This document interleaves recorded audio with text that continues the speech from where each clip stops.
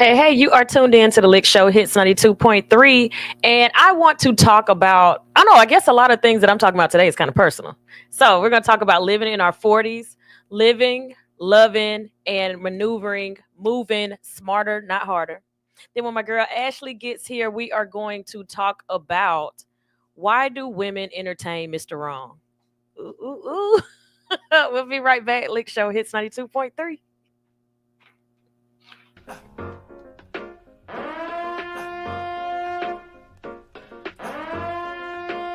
You are now tuned in to Hits 92.3, where we take great pride in personal expression of one's feelings, thoughts, or ideals. What you're getting ready to hear on this show are the opinions of the hosts and their guests, and they do not reflect the opinions of Hits 92.3 radio station, the brand, management, staff, their respective advertisers, parent companies, or affiliates. Now stay tuned as this show begins in 5, 4, 3, 2, 1.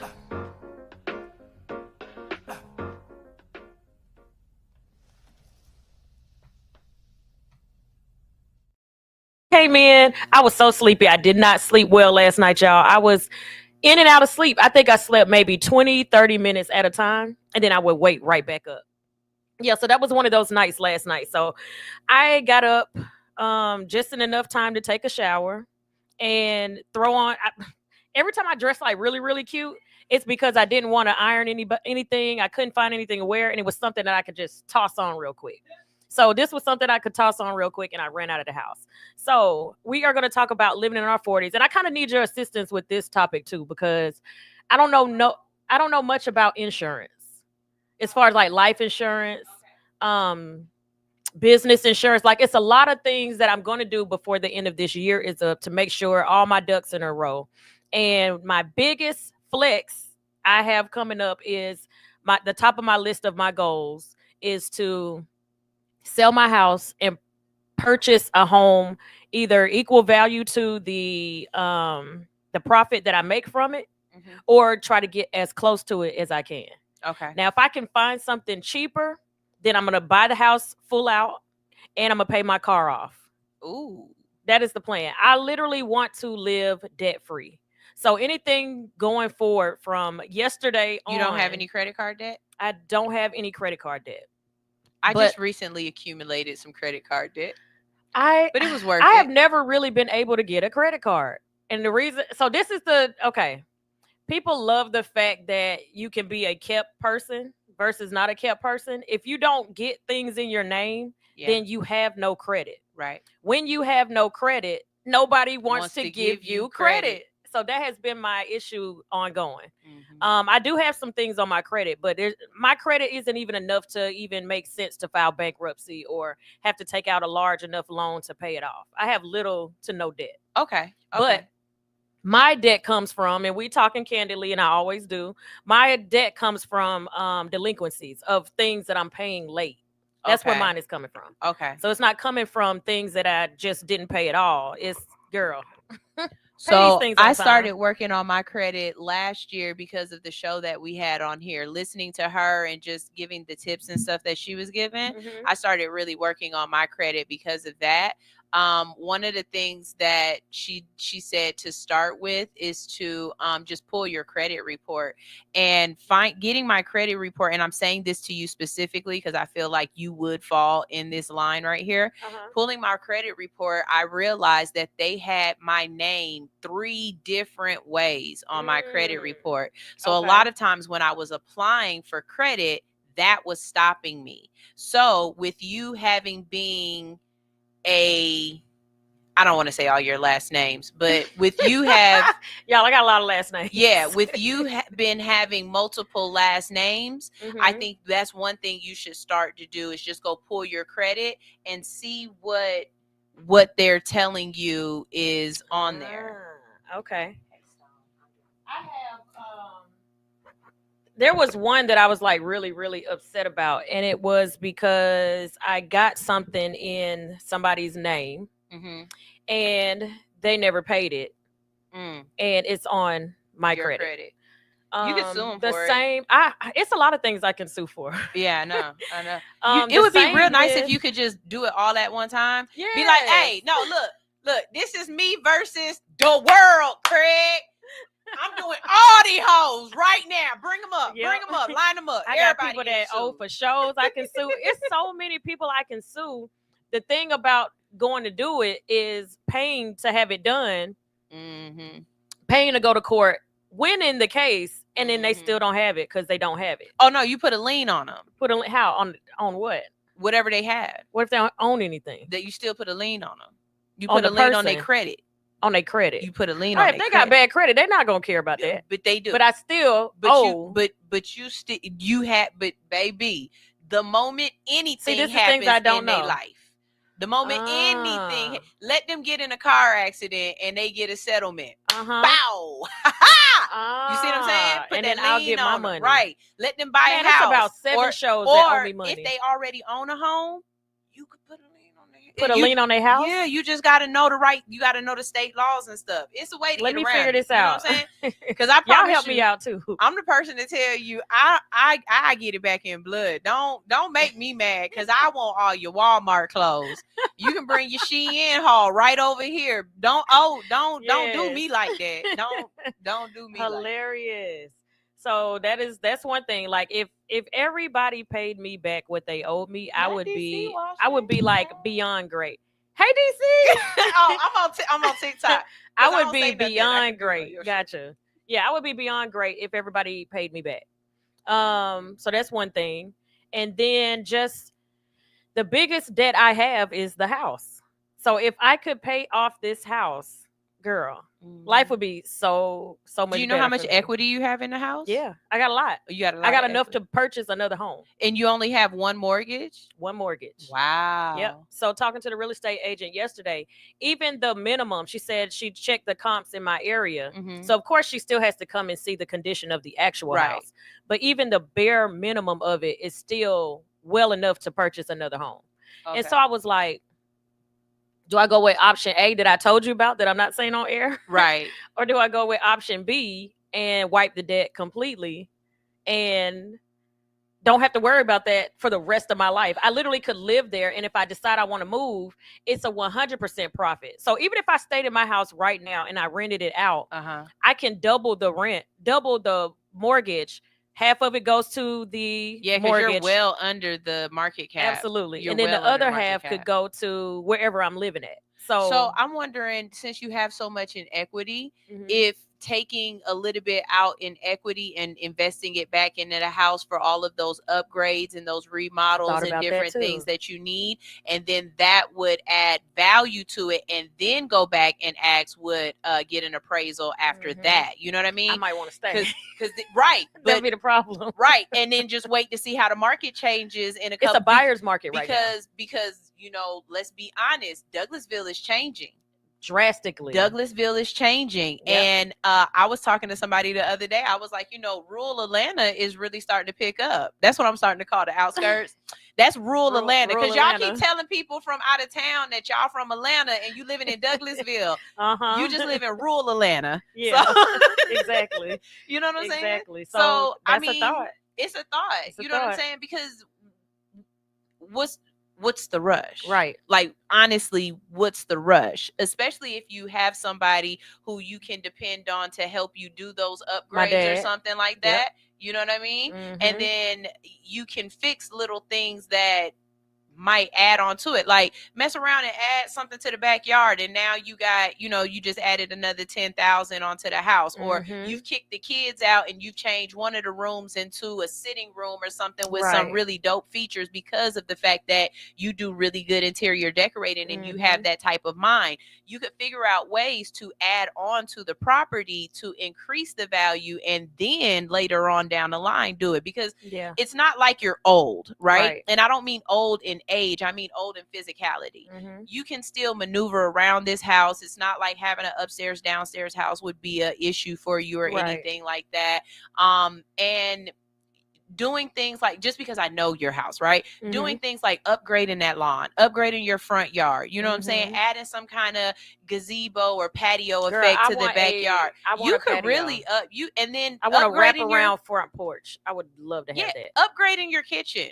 You know what I mean? You have a real open floor plan already. But let's be honest, some of your fixtures and stuff like that are a little outdated, right? You update some of that stuff, really put in some work into the house. If they're telling you the price they telling you now, go take 20,000 of your equity and put it into the house, and I'm sure you can up that by about a good 40 to 50,000. You know what I mean? At minimum. I'm gonna have her to come on. A room added on is like 10 grand, right? Yeah, and I definitely don't need a room added on.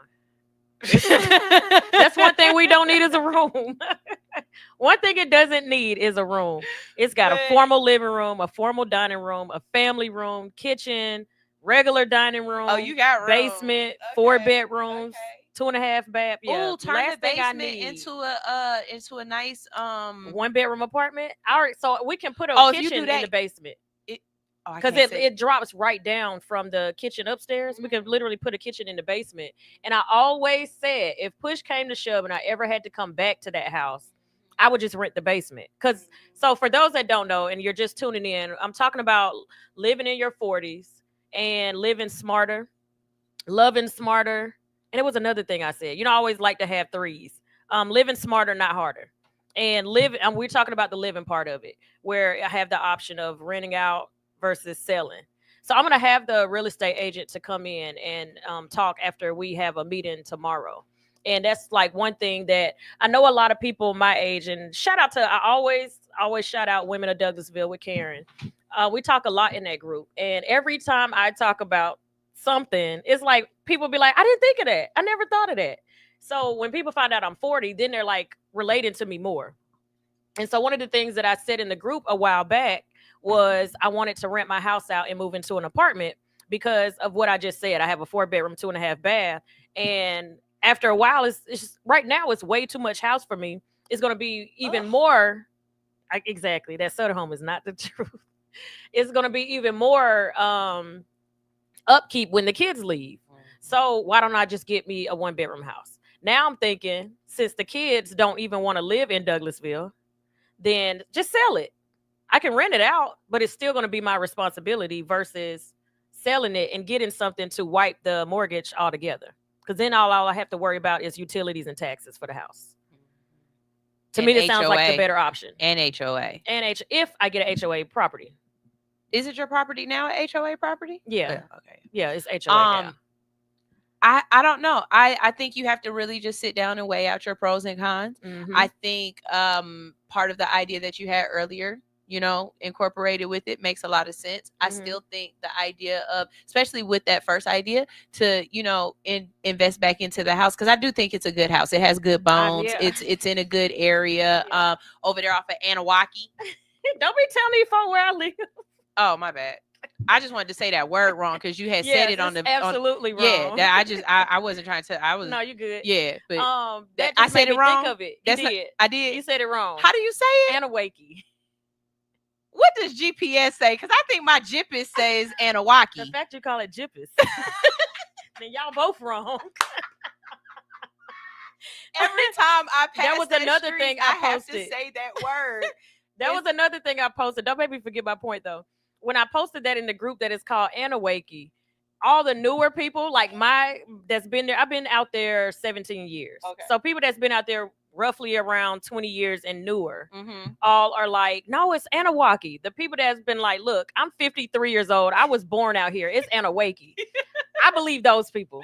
So I'm right. It is Anahuac. It is not Anahuac. And when I look at it, it don't even look like it should say Anahuac. It's too many E's in there.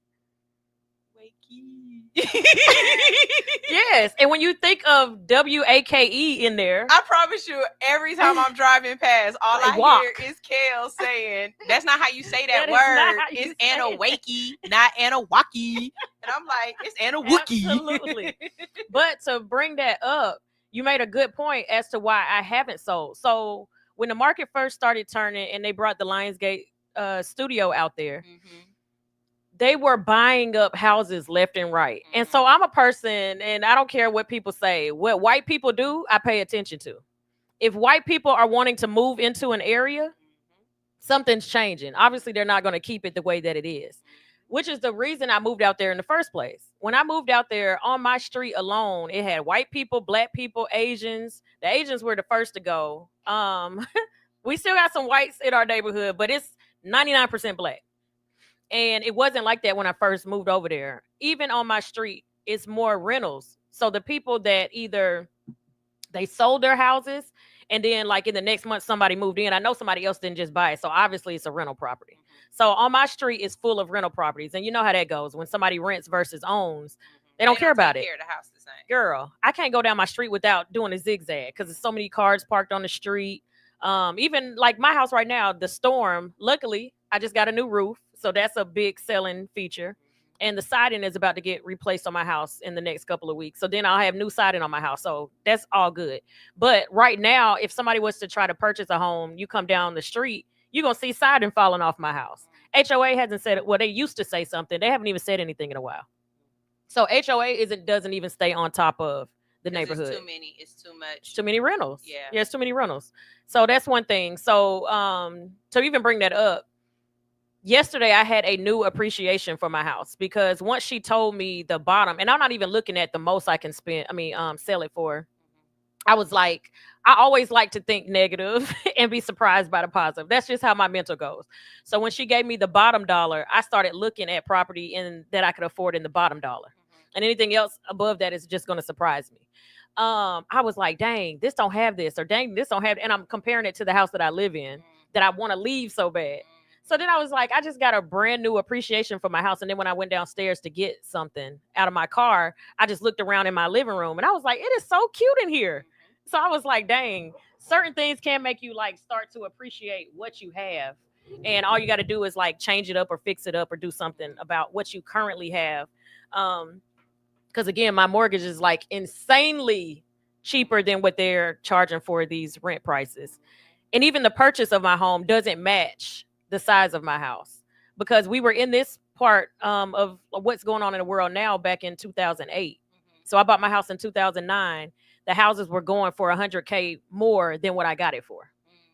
They were like giving away houses. And then I got an $8,000 check when I bought the house. So I got my fireplace done. I got hardwood floors before we even moved in and the carpets replaced. So I came in with instant equity moving into the house. And then of course I've been there for 17 years now. So just all the additionals that they're adding in Douglasville, I can sell for higher than what I purchased it for. The flip side to that is I'm going to have to leave Douglasville because I can't afford to buy another house and what I'm trying to sell it for. So it's like, do I want to leave Douglasville? You remember how bad I used to want to leave Douglasville? I don't think you do though. I built a brand out in Douglasville. Yeah, I don't think you do want to leave Douglasville. I think the idea of you staying is a good one. I think it just matters what happens with the kids. I think that's going to be your determining factor on how you move. How you I'm laughing. Play on words, how you move. But yeah, I think that's going to be the biggest thing. But like something as you've told me, something like you've told me, sit and be patient. Don't make no rash decisions. I'm not. Don't move too fast. Like you'll know when it's time to do what you need to do. And just somebody said, hold on to your house for another 10 to 15 and it'll be worth millions. And I mean, that makes sense because look at an area. And I like where I'm at. I love now. So there's plenty of restaurants. There's plenty of things to do. And it's funny. I always say it's plenty of things to do when I'm the one that hosts. I make plenty of things to do in Douglasville, which is why I don't want to leave Douglasville. I kind of built a brand. I can walk into any restaurant and eat for free. I can walk into any store, get a discount. So Douglasville is home. But if I got an opportunity to not have to live debt free versus cheaper mortgage, why would I not choose debt free? So okay. I get what they're saying, the 10 to 15 years. But think about this too, right? Let's think about what's about to happen in Atlanta in let's say the next 5 years, right? We have the Super Bowl coming to Atlanta. We have the FIFA World Cup coming to Atlanta. All of the different movies and different things that are definitely flocking here and being made. This gives me the idea that one thing we know about Atlanta is a lot of people come to visit and they don't leave. They do not leave. And so holding on to that house, for the next couple of years, and thinking about how people are moving in and how the real estate market is changing. Think about Grant Park. Those houses in Grant Park right now are literally worth millions of dollars. And those people just took those houses and that's the form of gentrification. I mean, not gentrification, but that's the form of that's what they did. That's their grandmama house. Yes. You know what I'm saying? And like you're saying, I get it. Your kids might not want that, right? But they grandkids might.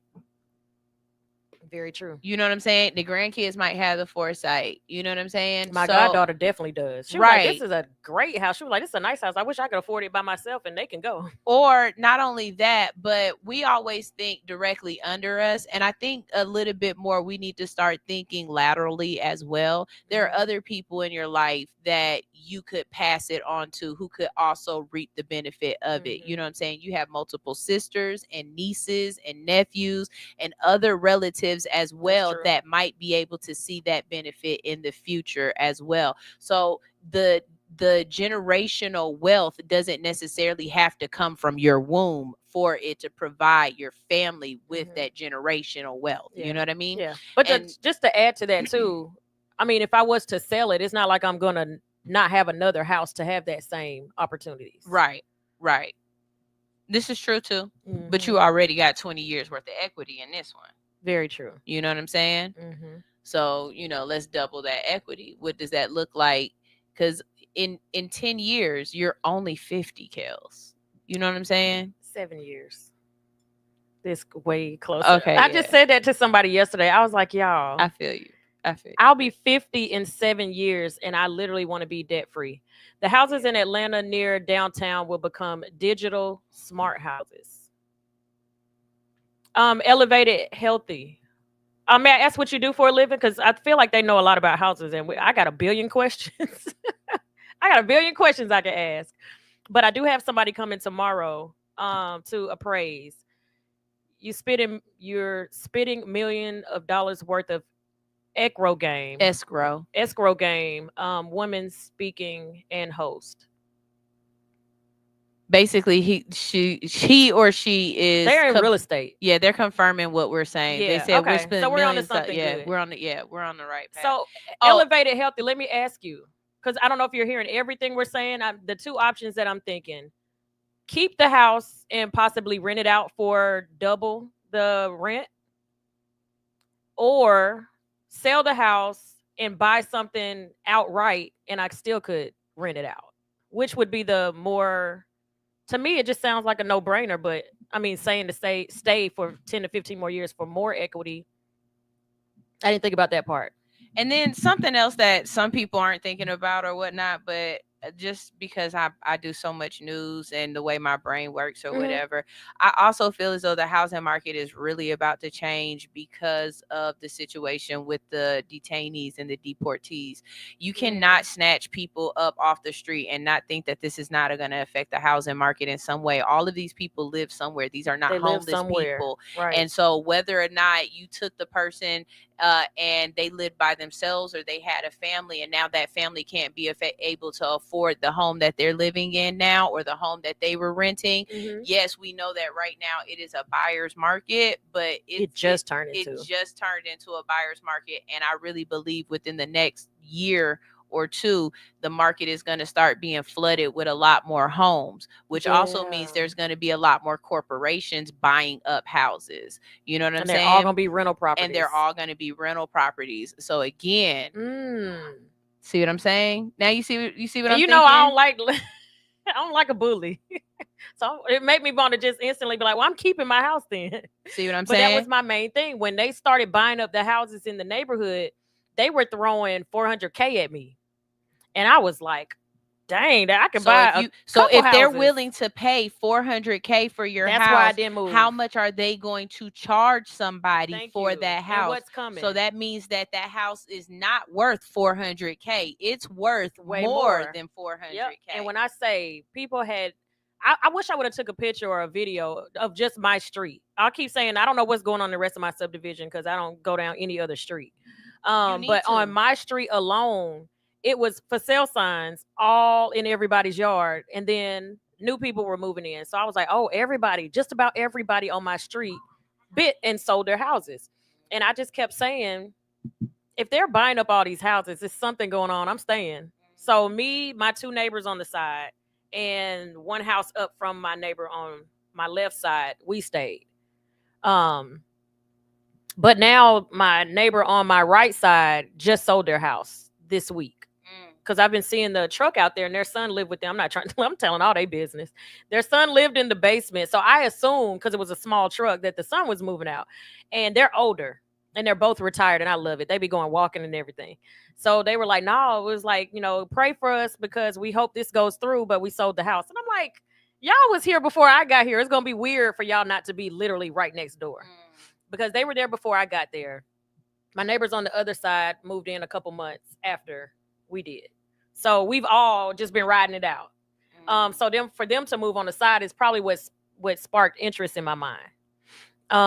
But I get with them, they like me, they got a bunch of stairs in the house, the triple level houses. And they're probably just like, look, we tired of all these stairs. But they're older. Like they're older. You're not old yet. You're not. But I don't want stairs either. Mentally. I want a nice little ranch. People are like, why you want smaller? Because I'm not a materialistic person. Give me a nice bathroom, nice closet space. Like, I don't want an ugly kitchen, but I want a decent looking kitchen. I just want a place that looks nice and is small for me and mine. I'm a minimalist, so I don't need a lot of space or any of that anyway. As long as I'm comfortable and I'm happy, I'm good. I can, like, those tiny homes. I would love, but if it was just me, I couldn't do it. Because I could do a tiny home if it was just me. I like big. I told you that. Yeah, no, if I can't live in a tiny house. I could do a tiny home. Long as I don't hit my head on the roof, I can do a tiny home. I had it already imagined. But if you had a tiny home, you would know how to walk through it, so you would never hit your head. Yeah. They'd be so nice, and they'd be like $40K. I could literally buy a few. I'm not gonna say it because people start trying to figure finances. I could buy a few and rent those out. My biggest goal, I'm telling you, 2025, I plan to be debt free one way or the other. However that goes, is going to happen. No, by the end of 2025. Oh. That's the goal this year. We want more debt. Have you looked into multiple door apartment complexes near hospitals, college campuses, more doors? I don't get what that means. Duplexes. We want more. Stuff. I want a duplex. I don't know how much those cost, but I said that too. This was a big thing a couple years ago with one of my friends. So one of my friends bought a duplex when he got married, and he lived in one side and he rented the other side out to our mutual friend. A couple years, maybe 3 or 4 years later, he posted that they paid the duplexes off. Our mutual friend saw this post on Facebook and was pissed because they paid for both mortgages. And I was like, why are you pissed though? Because you still, like, whatever it was you were paying was still a good price. I said, that's what happens when you rent versus owning. You can do what you want when you own. She felt like because we were all friends that they shouldn't have done that. Like, dang, if your mortgage is $1,000, but you're charging me $1,000, why didn't you charge me $500? Because they own it. And what's the point of having an investment if you're not going to make a profit off your investment? Correct. So she just didn't understand how that worked. But that's my main reason of wanting a duplex. So I can rent the other house and then they just pay the mortgage for both. That's the goal. Or not living it at all. And right. This girl in the group, and I'm going to see if I can get her on the show. But on one of my posts, she was like, her kids graduated from high school. She has a great job, and she moved in with her mom so that she can travel and pay off all her debt and live rent free. She gives her mom money. I would never.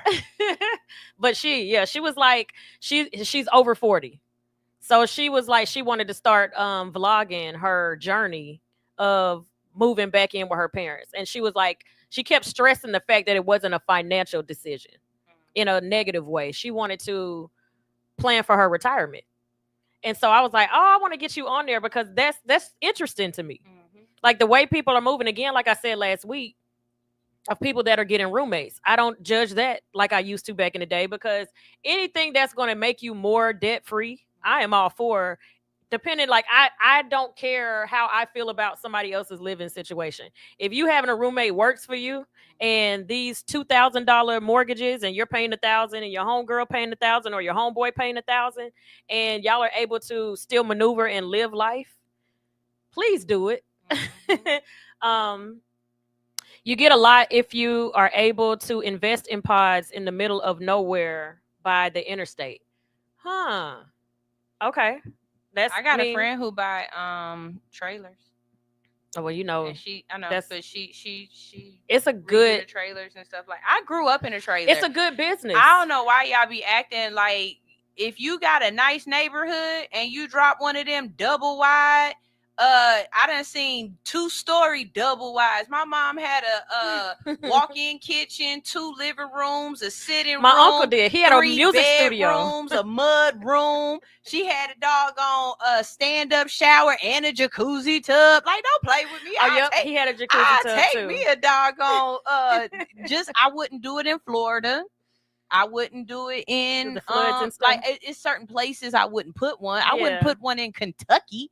You know what I'm saying? Like, I wouldn't put. I think my mom crazy for putting one in Texas. Man, they call it, the proper name is a manufactured home. You bring me a double wide. Yes, I'm telling you. So shout out to one of our mutual friends. He was living downtown, closer to the Battery, in those expensive apartments, but he had mobile homes. And so I was like, I was about to say the name. Why are you living out here when you own property? And he was like, ain't no female about to come see me in no mobile home. Kerr, just don't bring her to your house. Always go to her house. If you got a problem with it that bad. So now he does. He lives in it. And when I say, he's like, it's the best decision he ever made, because he don't have to pay no bills. He got a power bill and a water bill. And the lot fee. And if you live in one of the communities, you just have to pay your lot fee. And that's it. And your lot fee be like $300. Sometimes it's $6. So it just depends on the property that you're in. How nice that property is. Yeah, but I'm telling you, paid, don't mess around having Miho or Mija sitting next to you. I promise you, you're going to have everything you need and some cerveza. They said we're looking into multi-unit properties. So as to have our kids, and our in-laws to live together. So they're doing it for the family. They want multi-unit properties for the in-laws and the kids. That makes a lot of sense too. Let's see. Somebody else said something earlier.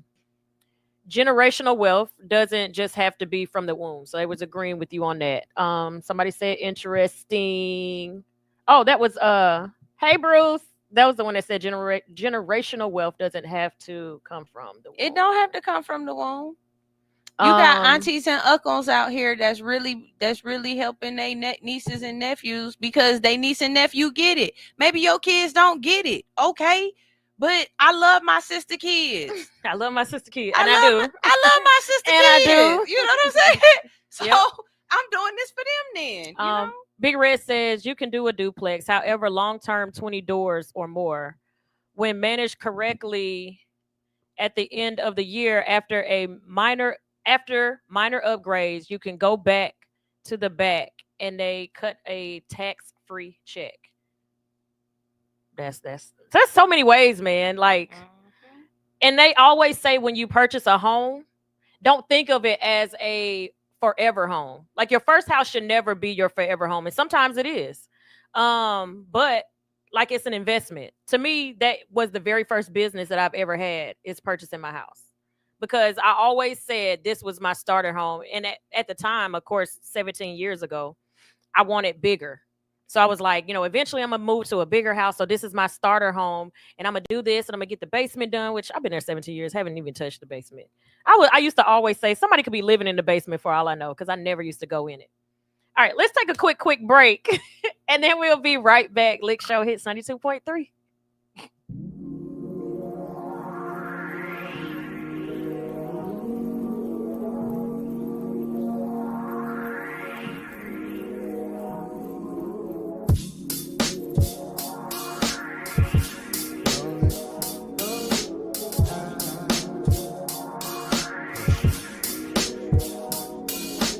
mason jar with issues to drink.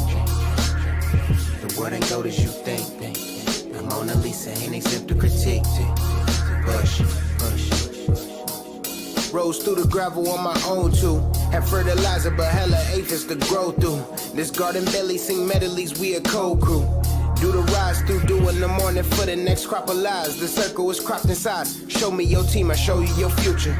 Let's get this show on the road, these moments are crucial. Let's get established for all the people that's rooting. Don't let the castle get ruined. My roots, show me my roots and I'm destined. Feeling like Westbrook. Energy contagious, 100 watts on my best foot. Taking my best step. How can I hold my hand? My brother see me as best bet. I'ma let that sit. Rolling, we coasting high. Rolling, we floating high. To the sun, hey, we don't stop, hey, to the moon, yeah, hey. If there's beauty in the struggle, then I'm gorgeous. Top tier model chick, mileage can endorse this. I caught my wings in turbulence, my mama said endure this. Yamcha in the yellow suit, I'm 101 in coursing. Seeing 2020 for the 2-0. Used to take pills, thought I'd never see my 2-0. Now I swing for mountains, rocky times, bring out the too low. A shortstop on the road, but I'm go, ain't never so, won't eke a deal. Man, I'm Cusco, Kuzma if you try to run it too. Too slow to guard me at the 4. I'm 5'5", but reaching rims and more. And my sights in foreign land shows. Like, let's go to Paris and wake up in Tokyo. Walk on water when I'm off jack. Placebo in my cup, I'm over special. I don't need that. Divinity inspired lines, I make a couple off rap. A cup of Joe to wake him up and bounce off walls like Mike Jack. It's like that.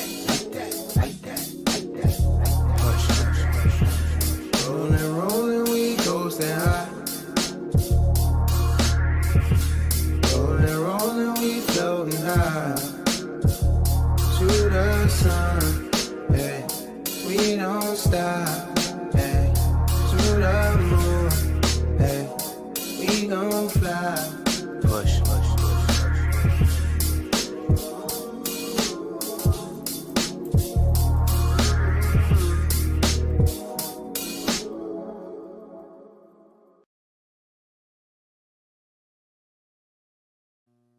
Body image and positivity are major impacts in today's society. At Nurse to Beauty, we believe in bringing the beauty from within to the forefront. For those of you who are planning to have cosmetic surgery, Nurse to Beauty is ready and available for all of your postoperative needs. My name is Dontricia Dunham, and I am the registered nurse and owner. I have over 10 years of experience with emergency medicine that has aided me in giving quality medical care for cosmetic surgery clients.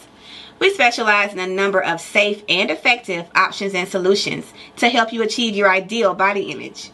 Have a one-on-one virtual consultation via phone or private suite location.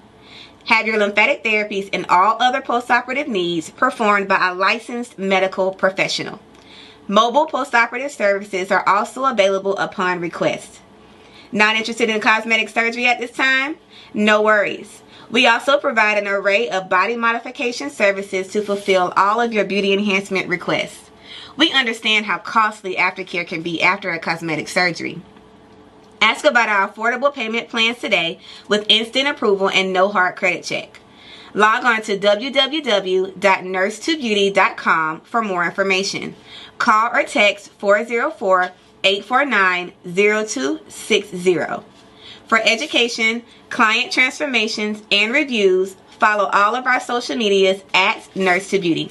See you next time.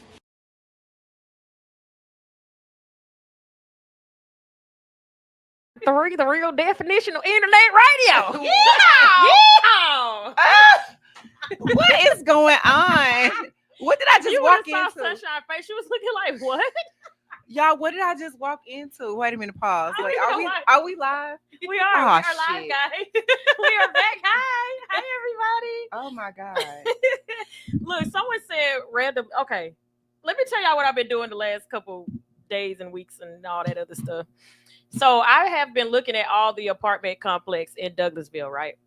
Wait, so they opened up another one. Girl, they got like 7 different apartment complexes. I'm a person that go to open houses. just to go look at just looking at houses. I love to look at houses. Hey, next time you do that, I want to do that. You want to go with me? Oh yes, I love. Can I tell y'all a secret?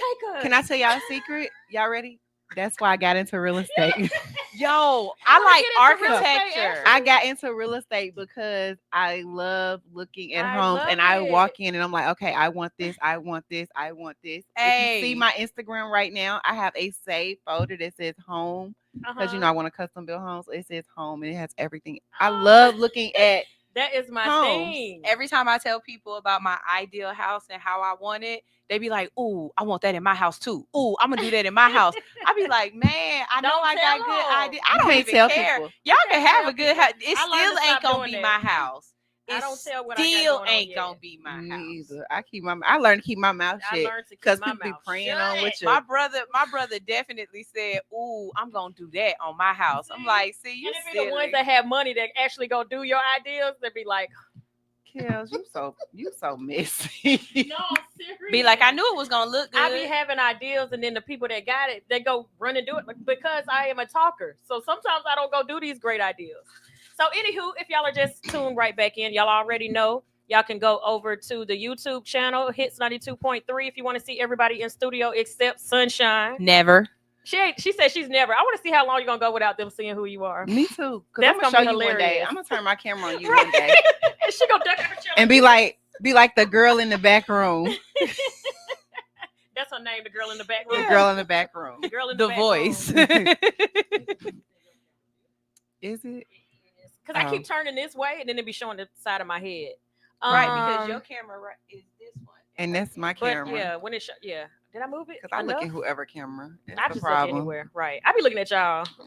I got good for like 2 days. Looking at the camera. But you know what? Sunshine always be doing me like this. Like I'll be looking, I'll be talking to her. She'd be like, and I'm like, okay, I'm turned around. Like the people know I ain't looking at them. Right. All right, again, this is Wine and Women Wednesday with my girl Ash and Sunshine, and we are talking about. We have 2 different topics, but I think I kind of want to stay on this one longer because we didn't get Ashley's input on it. Expert opinion. Expert opinion. You know, life over 40, learning how to work, live, and love smarter, not harder. So I'm over here. That's not why I was calling you the expert. We was talking about houses. I don't know. I know what you was talking about. Yeah. I wasn't calling you old. I wasn't calling you old. Talking about an expert over 40. I wouldn't. Because I just hit 40. She's the one that's been 40. Yes.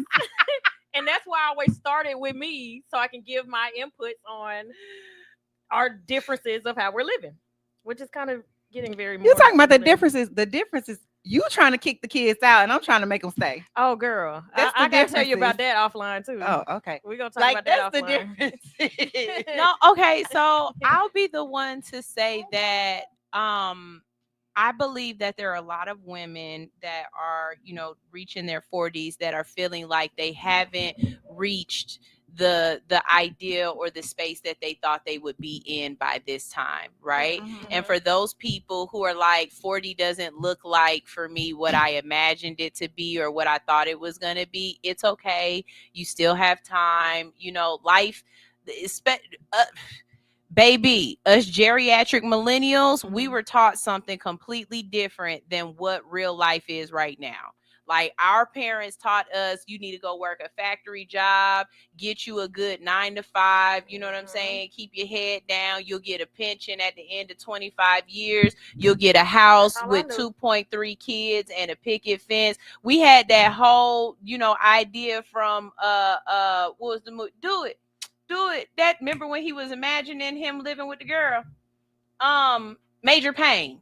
The whole idea, I was like, what are you talking about? Yeah, but that whole idea of what a perfect life was, and that's what we were supposed to be working towards. And then 401k was drummed in my head, baby. Right. And then we became adults and realized they don't even have it set up for us like that anymore. No. So where's our money going from Social Security? To them. To the people now. To the people who about to retire. Because they don't still do that, do they? What? Still take out Social Security. Yes. Yeah. And we're not going to get none of it. And that's what they keep talking about, saying that it's about to run out. And they're making people have to work. Well, it's longer. You know why it's gonna run out? Everybody's entrepreneur now. These people ain't paying. These people not paying internet. That too, guys. And all the boomers, they not dying. Y'all keep putting them in pacemakers and saving them from cancer and everything else. God is trying to tell somebody something. It's people that is dying that ain't never died before, and y'all saving them and bringing them back. You bringing them back. And that was a house that I could have bought. You can't even say that no more. People die that never died before. Like, well, technically, 20 years ago, I died, and they brought me back. You know what I'm saying? That was a house I could have bought. That was a CEO position I could have got in. But you done brought Meemaw back, and now she got to keep living. This is a damn shame. Got a feeding tube. Yeah. Is she a greeter at Walmart right now? Because you keep bringing her back. At Walmart. Look. Wait, hold on. If I ever, I'm telling you. I know too many people that have retired and they go get the greeting job because they're like, it's boring sitting at home. I'm gonna tell you, I told y'all, and great grandma be like 60. I told you, my grandfather retired when I was in the 9th grade, and my grandfather told us from jump, I ain't going to work. He did 2 careers in his whole life. He said, I'm not going back to work. Right? He got remarried. And his wife was like, so you really, he's like, I'm not going back. My granddaddy gonna watch CNN. He gonna watch In the Heat of the Night. Yes. And he gonna go fishing. Yeah. And that's it. He should. That's it. Granddaddy ain't working. I'm gonna do something because I just can't sit at home. Like I tried it with my son when he was born. That when Kimura came, I was at work at 5 weeks, and you're supposed to be at home for 6. Well, by that last week, I was like, I can't do another week. I got to go back to work. And I was at work crying my eyes. I was working with your husband. And every day he consoling me, like, are you okay? I was not ready to go back to work. I threw myself back into work. I was like, I cannot sit at the home. I ain't use that word. Let me stop. Yeah, okay. Nothing. Okay, sit at home. I've never had a sit at home period for real. So yeah, you're looking forward to it. After I have, it makes sense. I mean, I did. When I was pregnant, like I only was able to work 45 days. So, like, cause I was on bed rest, but I don't really count that as just sitting at home. Cause I was just like, I was baking babies. And then I only stayed, shut up. And then after that, I only could stay off for 5 weeks. But when I had this next one, I'm staying off for 6 months. Yeah. Like when I had this next baby. If I had another baby, I ain't never going back to work. I'm gonna go back to work because I like my own money. No. Like I like my own I'm not going back to work. No, I like my own money. What's work? See, this is what be killing me. Because we finally get her to a point where she be like, I ain't having no more. And then she gonna say, well, if I have another one. I'm not having no more. No, whatever. Shut up, KELZ. No, she don't know. She's so keep her away from her. She is so indecisive. But no, but I'm not. Right now, I don't have the lifestyle that would make sense to have a kid there. Joe G, she trying to replace you, bruh. I would bring him and I'd be like, I don't know who's allergic to dogs. Like, they're supposed to be hyperallergenic. Joe G would be so mad at you if you got a baby. But scratch that baby eyes out. Not Meemaw working as a greeter. Meemaw be the greeter. Meemaw be fine in her little vest too. Yep. Girl, them blue Meemaw vests be at all Walmart. of 57 years old. Right. Talking about she's somebody great grandma. But you know what? To be honest with you, because we were talking about after 40 and, being honest, right? Yes. I'm being transparent. I honestly don't have any idea of how I'm going to retire. That's the scary part, right? Yeah, it is. I really think I'm going to be one of those people who just works until they die. And I just hope that whatever I'm doing is something that I enjoy doing. You know what I'm saying? I have very much cultivated my life around, I only do things that bring me enjoyment, right? But if I'm being honest with you, unless something really pops, which we know it's gonna pop, it is. But as of right now, I mean, I'm like Glorilla, like, shit. It is what it is. It is what it is. I ain't got tomorrow. The Lord didn't create me to work. I could be rich today, but the Lord created me to be a beautiful housewife with a business on the side. So that's the thing. So I wouldn't mind. So I don't mind the aspect of being a housewife, right? But I have to be a housewife that still has like her own thing going. Absolutely. So like for me, that's what I said. My whole family is like they be laughing at me because they all say that I'm a housewife, because like whether I go to work and work or not, all our bills are going to be paid. But I don't like to sit home. You know what I'm saying? That's the thing. I'm not sitting home at all. Like I need to do something that can, like bring in income. I like my own money. Like I like my own money. I don't want to have to go to you and ask you for money. I don't want to have to be like, okay, did he give me my allowance for the month? Like I don't like that. Yeah. But we also have a retirement plan.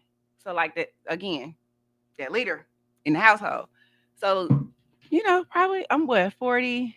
So by the time I'm 45, 46, we should be like in our retirement phase. I can do that. Because like the twins, when they graduate high school, I'll be 45. So by the time they graduate high school, I should be in that, like that little era. And I have like a little 2 or 3 year old, running around, and I'll be able to go here and go there. And, Yeah. I think what I mean by that is I like to put myself in positions to where the topic work smarter, not harder. I have a business, so I want to grow it to a point where we have managers to run it, and I don't have to run it, but I'm still making money from it. Okay. I own a home. I can rent it out and make money from it. So see how she just got me working forever. Girl, you're not going to be here. Pause. No. Wait a minute. Pause.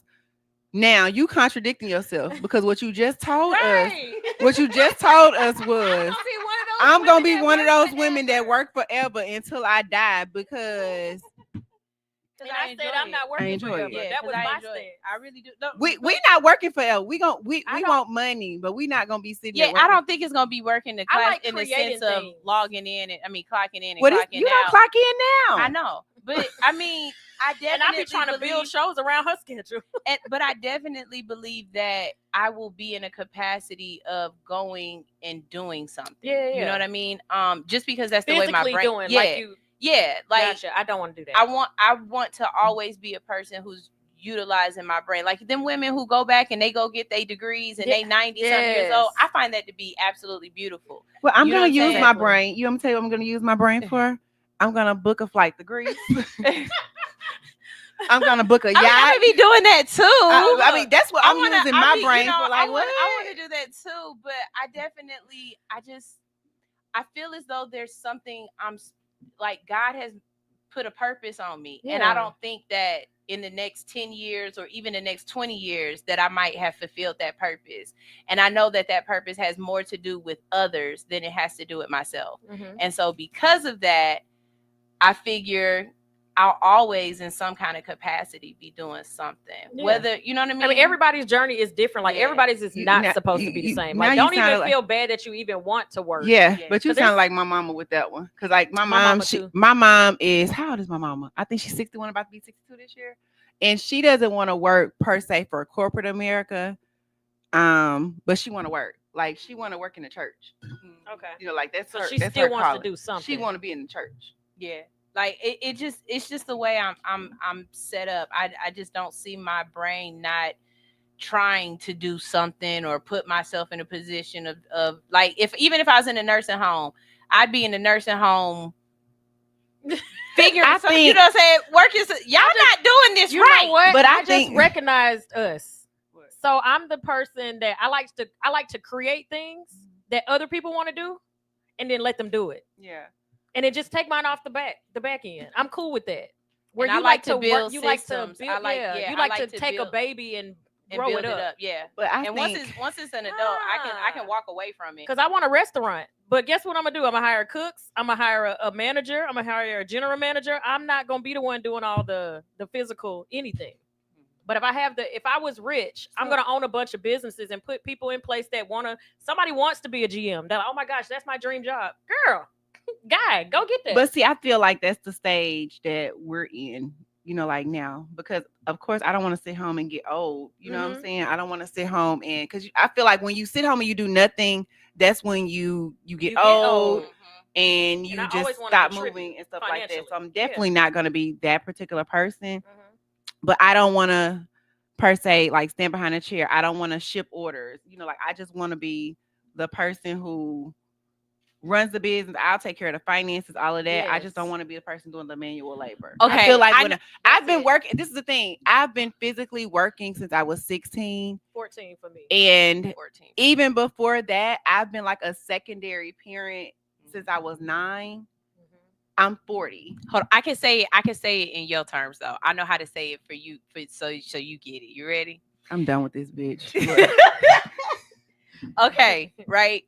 Even if I had a rich husband and I was a kept woman and everything. First of all, why you have to say it like that? I would still be the one who would be like a philanthropist. Like I would still have to have some sort of organization or some sort of like I would always have but like you're running the organization. You're going to the office every day. Like, you know, in my mind, they don't run the organization. What they do is they're putting on the benefits to create the money for the organization or whatever. Yeah, but either way, like he'd be like, "Oh, this is my wife's little, her." Little business. She's over here saving the rainforest and shit. I don't have nothing to do. I just give her the money, and then she goes off and she's telling me to be at this gala or whatever. Yes, and then we just do that. Like, as long as I'm just not sitting there, like I've got something I've got to do. I just want to, and I notice I'm saying I want to work smarter, not harder. Work is in the pudding. I'm always going to work. I just want to work smarter, not harder. I don't want to work hard. Yeah. And people like, they big up me, like my grind and all that. I'm like, y'all, I don't want to do this. I ain't doing this because I don't wake up every day like, oh, I can't wait to just go stress myself out at hits because we trying to get shows and look at me moving tables and chairs. No, I don't want to do any of this. Big Red, he said, KELZ, not if I was rich, when you are rich. Huh?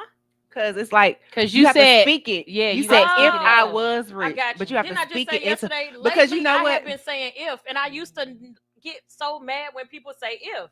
I have been saying if lately, and I'm like, when did I start doing that? Yeah, we have to stop that. When?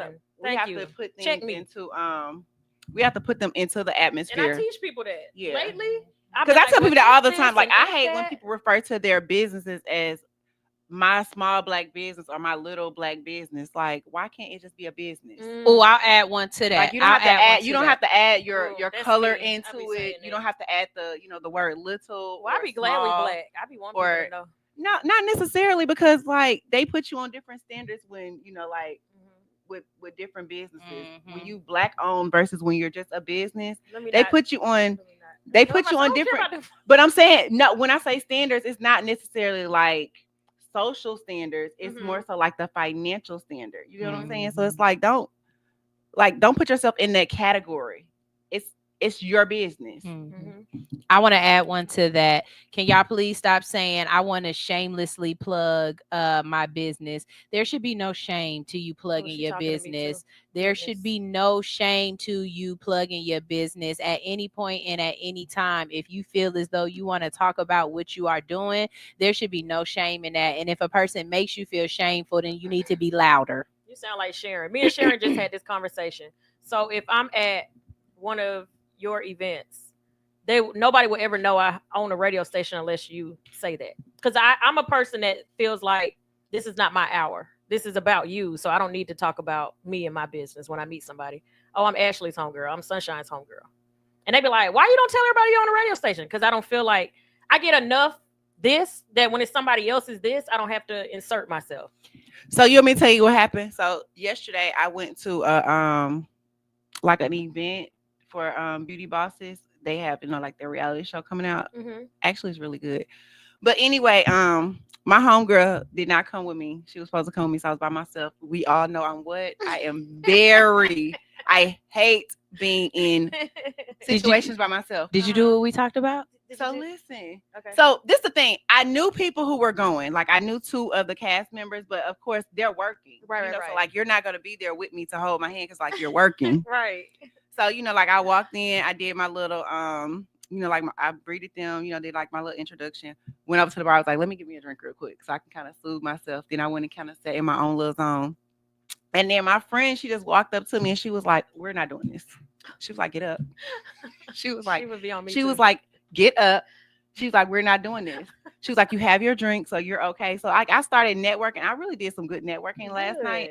So I was like, okay, I can do this, like more so by myself. Cause like by the end of the night, girl, I didn't got like this homegirl. Like I didn't got this homegirl. She's talking about, oh yeah, we got mutual friends. Like, let's go to lunch. I'm like, yeah, let's go to lunch. And then I got another one. I'm going to meet her tomorrow, like about a business that I want to open and she's already very successful in. And she was like, "Oh, this your friend?" And I was like, "Yeah." I was like, "She's been telling me for like 2 months to come talk to you." She was like, "Girl, come over there tomorrow." She was like, "We're gonna talk." See? So it's kind of like being in different rooms. But if I would have had my friend there with me as a crutch, I don't feel like I would have been, like talking to people, because you don't really want to talk your business with other people just standing there like you trying to have a one-on-one conversation. Yeah, but they're right though. Sunshine's right. Like we should be talking more about it. It's the empathy of me of like I don't want to impose on somebody else's. Like, because if I got this grand thing going on and all night you going around telling everybody about you, it's like, are you here for you or are you here for me? But this is the thing, you're networking. But it's like you're networking because honestly. But is it a networking event or is it my event? It don't matter. It don't matter. Because like at any event, any event where you're in the room, you still have to make sure that you're promoting your business, because somebody there could need your business for anything. I mean, if you're hosting, like of course do your job and like host, but it's nothing wrong with like network. Because if I had an event and you came to my event and you didn't network like that, I'm like, why? I was just about to say the same thing, because she get on me.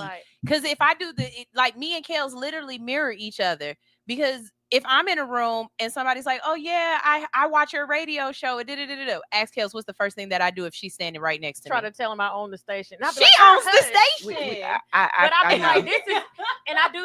That's prime example of how I move, because the minute she does it, I'm like, no, they're talking about you, they praising you, and you alley-ooped it. But to that's somebody not. else. I don't think it's an alley-oop. She took the flowers, but it's like, okay, I'm taking my flowers, but it wouldn't be done if I didn't have this radio station. So like, this is, this is the hub that allowed me to be able to have my show. Yeah, and this is my biggest issue is I care too much. You cannot put your personal feelings into business, and that has always been my downfall of like trying to think of the correct way versus it's just business.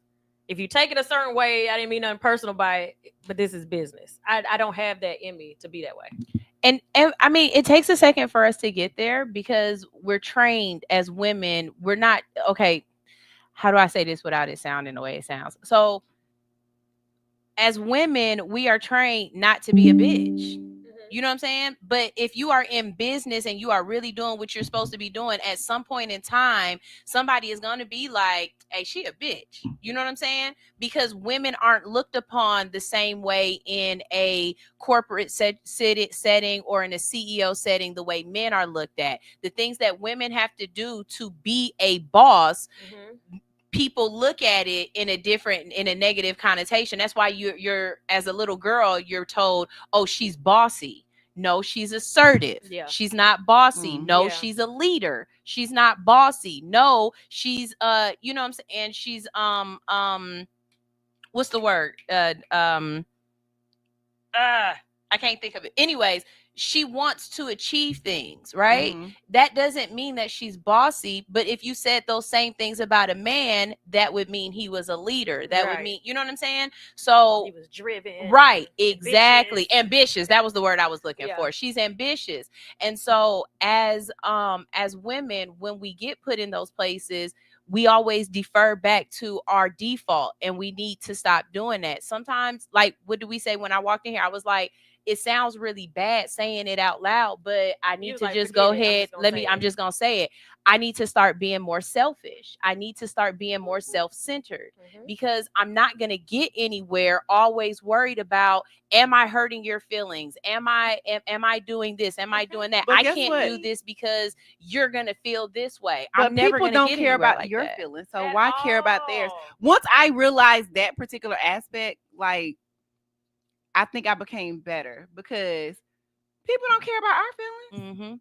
So if you don't care, like if they don't care, why do you care? But men automatically have that default. They don't care. Like they have that. Women, our empathy is so strong and our nurturing or need to nurture is so strong that we have to pass that. So we have a comment that is actually a compliment. KELZ Cami 3981 says it's so beautiful to hear women being positive and helping each other. I like that. And you know, I said that last night too, like at the event, because so many times we see so many reality shows where everyone is being catty, being messy, and especially in entertainment and beauty, it's like people can't be into the same space and do the same thing without there being some type of jealousy, some type of mess, or some type of just like anything. And it was no mess. Like we watched the first 3 episodes. When I say it was no mess, it was mainly no gatekeeping. It was, like, okay, you trying to do this? This is what I could do. Like it was different things like that. So I really can't wait till it come out. But then I was in I went to like another event last week. I've been trying to go to events, y'all. Yeah. And it's like to be in the rooms with women and not seeing mess go on, it just made me look at things so different, because I'm so sick of going to like events and it's everybody like messy. Like, oh, I seen you on social media, like, so exactly. Social media is a job. Social media is a persona. It is a tool. It's social a tool. Media is a tool to promote. It's a tool used to get awareness to what you have going on. It's a tool used to promote your business. It's a tool used to just like show pictures. It's not your full life. It's not like you get a snippet of somebody's life. Say that word again. Shut up. I just wanted to hear it again. You know I'm country. That's why I don't say the other word, the B word.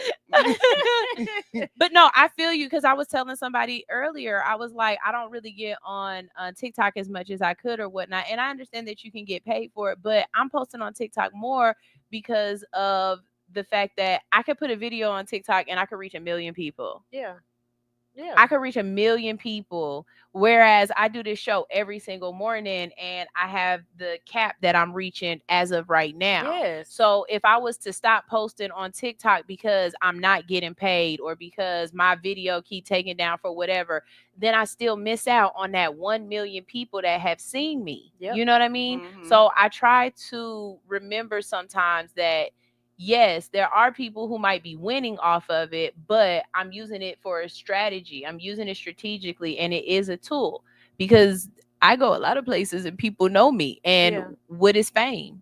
I mean, honestly, what is fame? And it's just the let's ask KELZ. KELZ the famous one, right? And it ain't equating to money, so it's nothing. But it's fame not. Is cool. Fame is cool, but I'd rather have I just put in my notes on Instagram. I said I like the fact that people are really starting to realize and take me serious that I don't want to be a celebrity. I want to be able to do what I want to do in my realm without it changing my lifestyle, in a sense of I can't move how I want to move. I can't go where I want to go. I don't want a celebrity lifestyle. I was watching this video. Look at her face. I was watching this video this morning, and I posted a little snippet of her video, and I'm gonna post more.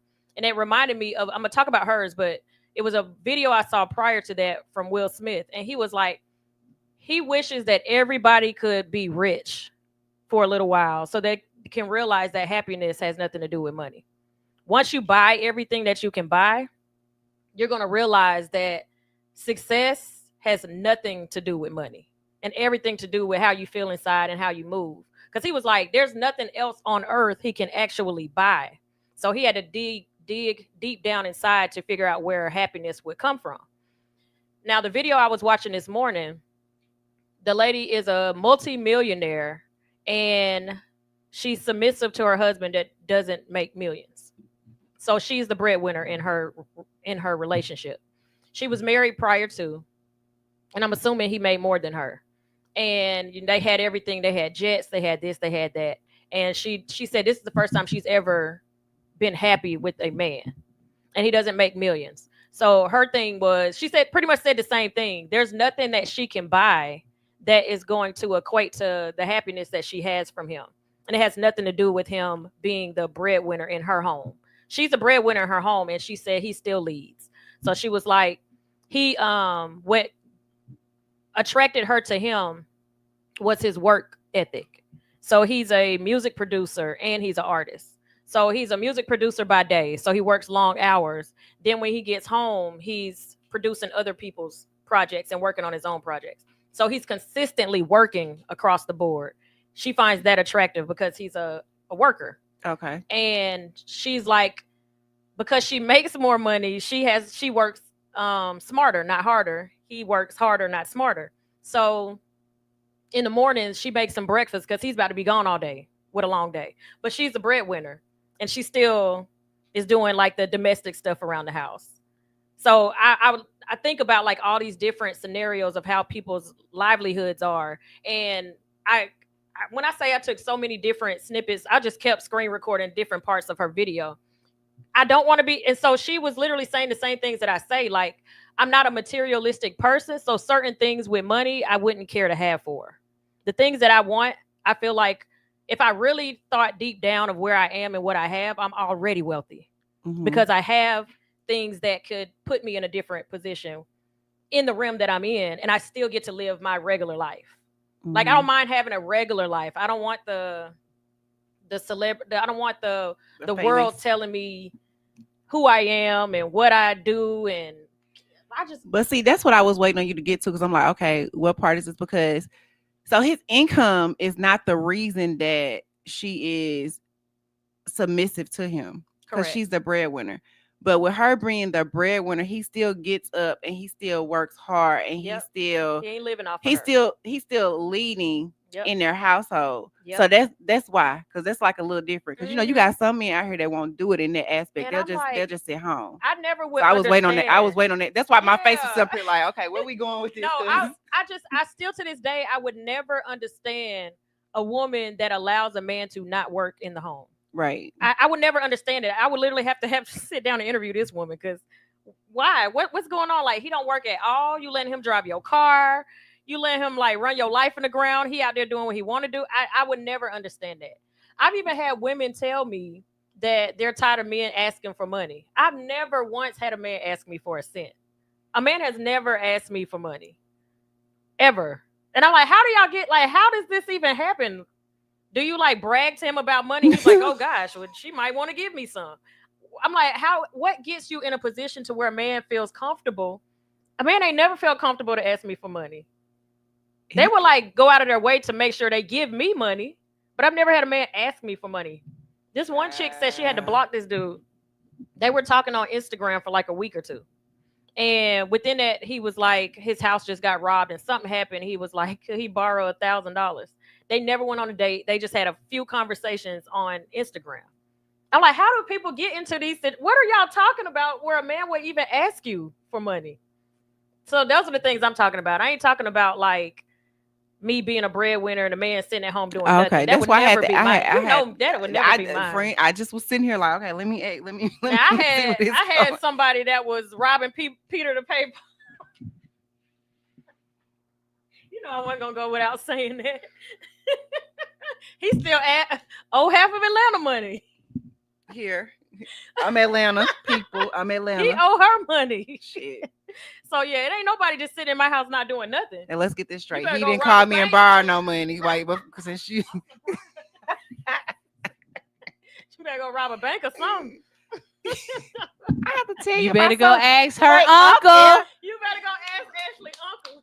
Because baby, what? Yo, that clip is hilarious. I'm just gonna tell you like this. I don't know if you want to ask my uncle because, like, my uncle, he is a true Capricorn man, baby. Mm-hmm. When I tell you, he is a true Capricorn. I've never dated or entertained a Capricorn, so I don't know.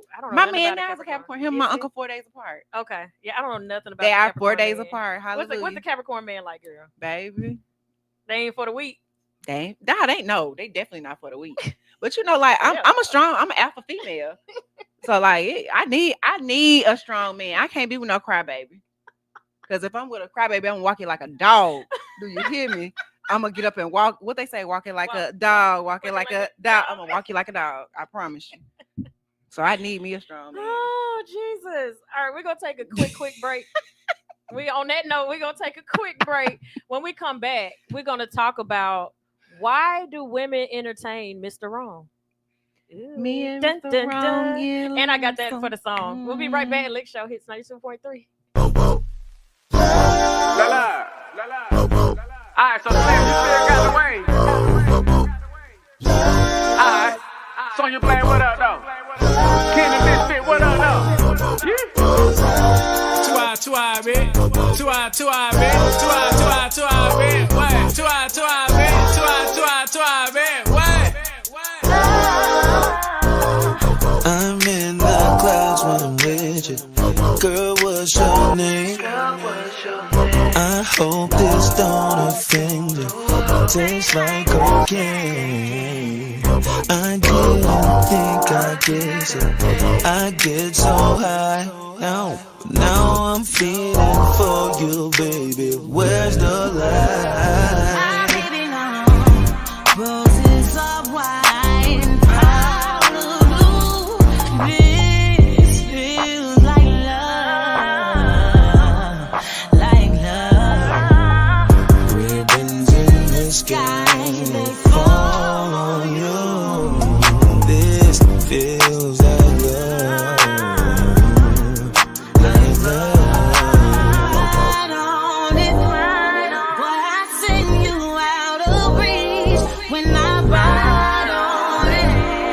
What you lacing in my weed, put my life on wine. Boy, you know just what to do.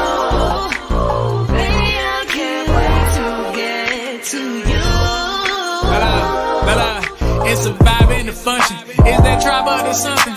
Where this shit was by dead girl till I end up coming out rap like I signed a dungeon. Yeah, like big boy Dre now. Try to kinda look like Bay now. I'ma shoot my shot like Jay now. Shit, I shoot like right now.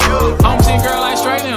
On God, let the Lord make a way now. You be scared, go to church like gay now. But ain't scared, I'm with a DJ now. She said I pass on the hot freaky blade now. But I like them blocks, okay now. Shit, I shade them. I said, girl, your love is so guitar. Now let me play on that. I play your favorite song, God Clash, let me stay on that. I knew it was a smash when I featured Sonya Blade on that. 4 years later, caught her up and hit replay on that. Girl, I had you spending all your funds. Hit you with this rock and you think that I'm cheating Peter Gunn. Say some shit like, nigga, did you smoke crack before you came over?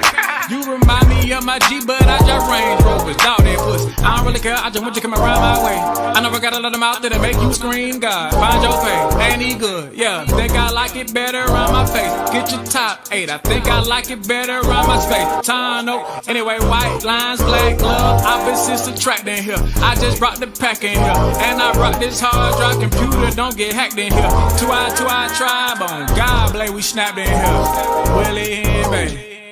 Roses of wine, out of blue. This feels like love, like love. Ribbons in the sky, they fall on you. This feels like love, like love.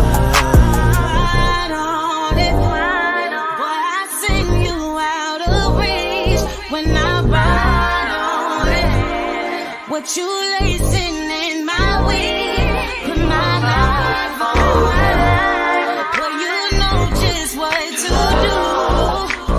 Baby, I can't wait to get to you. Bella,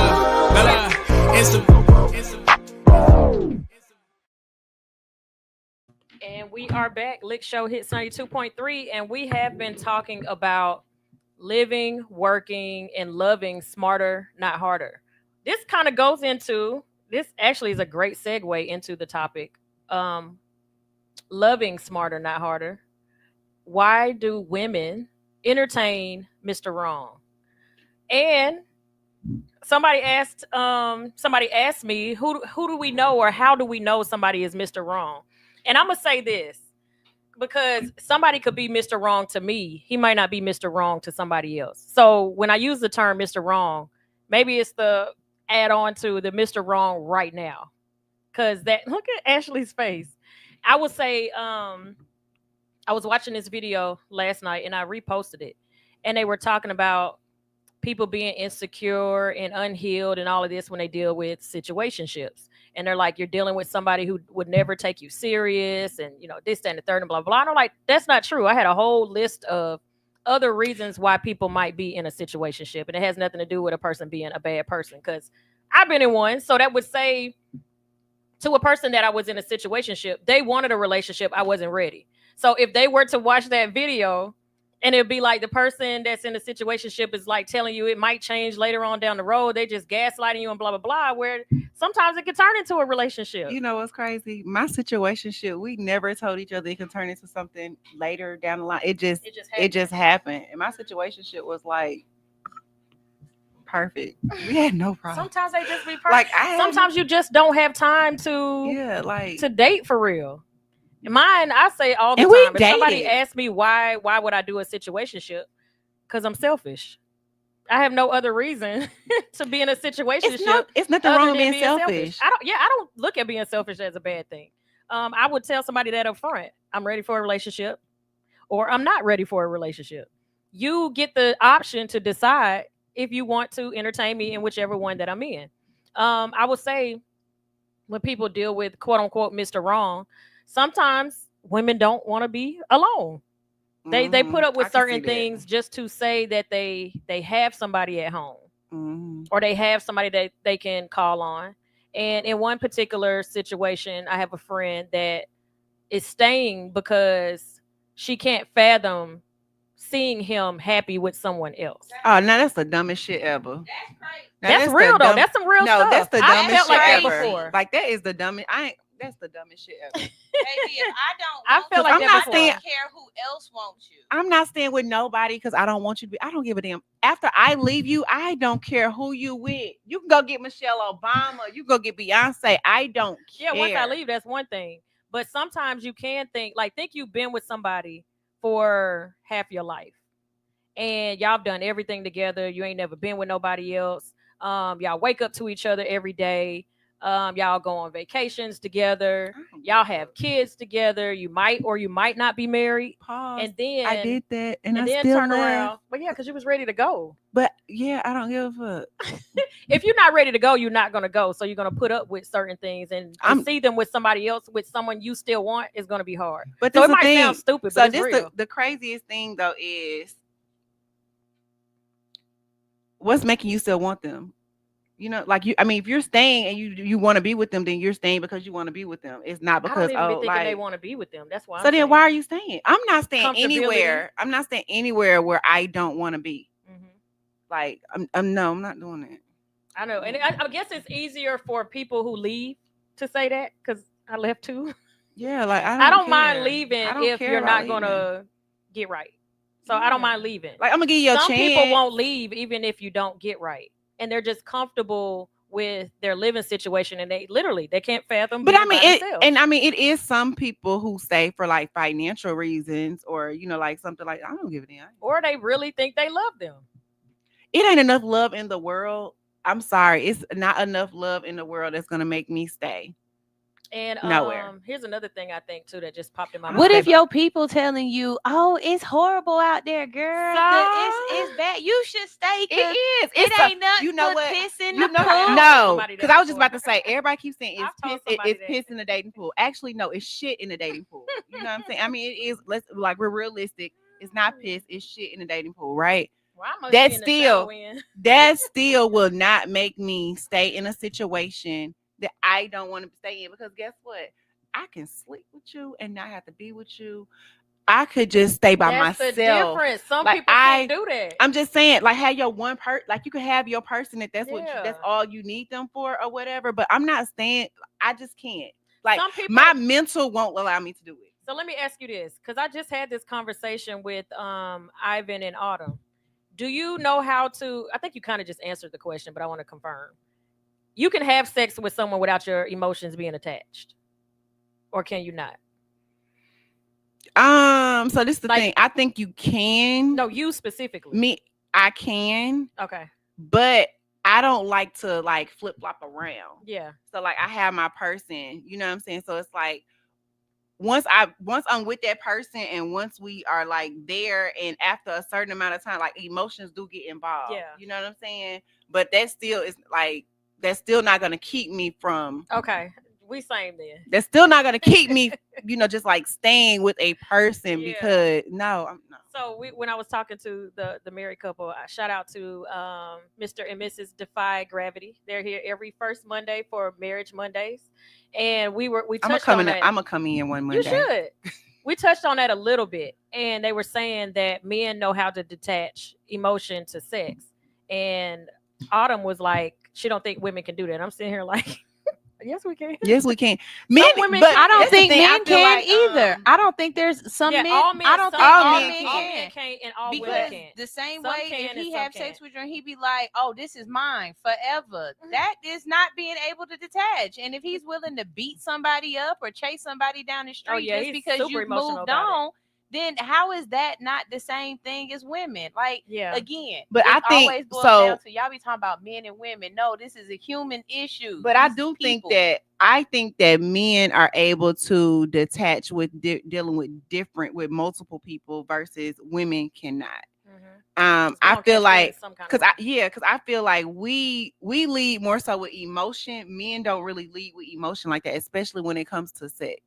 And like that's my opinion. I feel like it's just something to do, especially when they're at a different level or a different caliber. I just feel like it's just something for them to do. I don't necessarily feel like they're doing it because, oh, I love this person, or because like this gonna be my wife, or like nothing like that. I just feel like it's just something to do. Like we gonna get in the huddle and talk about, so yeah, I bust that bitch. Like that's, I mean, it's a talking point. Yep. I was literally out with somebody one time, and he hugged this chick, and when he went past, it was a chick that I knew that I didn't care too much for. So when we went to go sit down, I was going to tell him about her. And before I could even say anything, he was telling me about what he used to do to her. So I was like, yeah. And it didn't bother me whatsoever. Yeah. Like I have like some of my I've had homeboys who like done that. They be like, oh yeah, I hit that right there, like it was easy, or like, I mean, they just talk. I mean, it is. I ain't gonna front though. I am judging you. If she ugly, or if she look weird, or if she stank, or whatever else, I'm judging you because. Or is she a whore? Right? Is she a whore? Well, I mean, I'm just there, man. Next. Silence of the lambs. Yeah, because I mean, like, it's a lot of whores around here, and they going through the same clicks. So Tiffany is here, and she said, "I'm rolling out. I'm not happy." Is that a pun on words, Tiffany? Yeah. Because did you mean to say it like that? Did you trip with Tiff? Yeah. Okay, so wait a minute, y'all.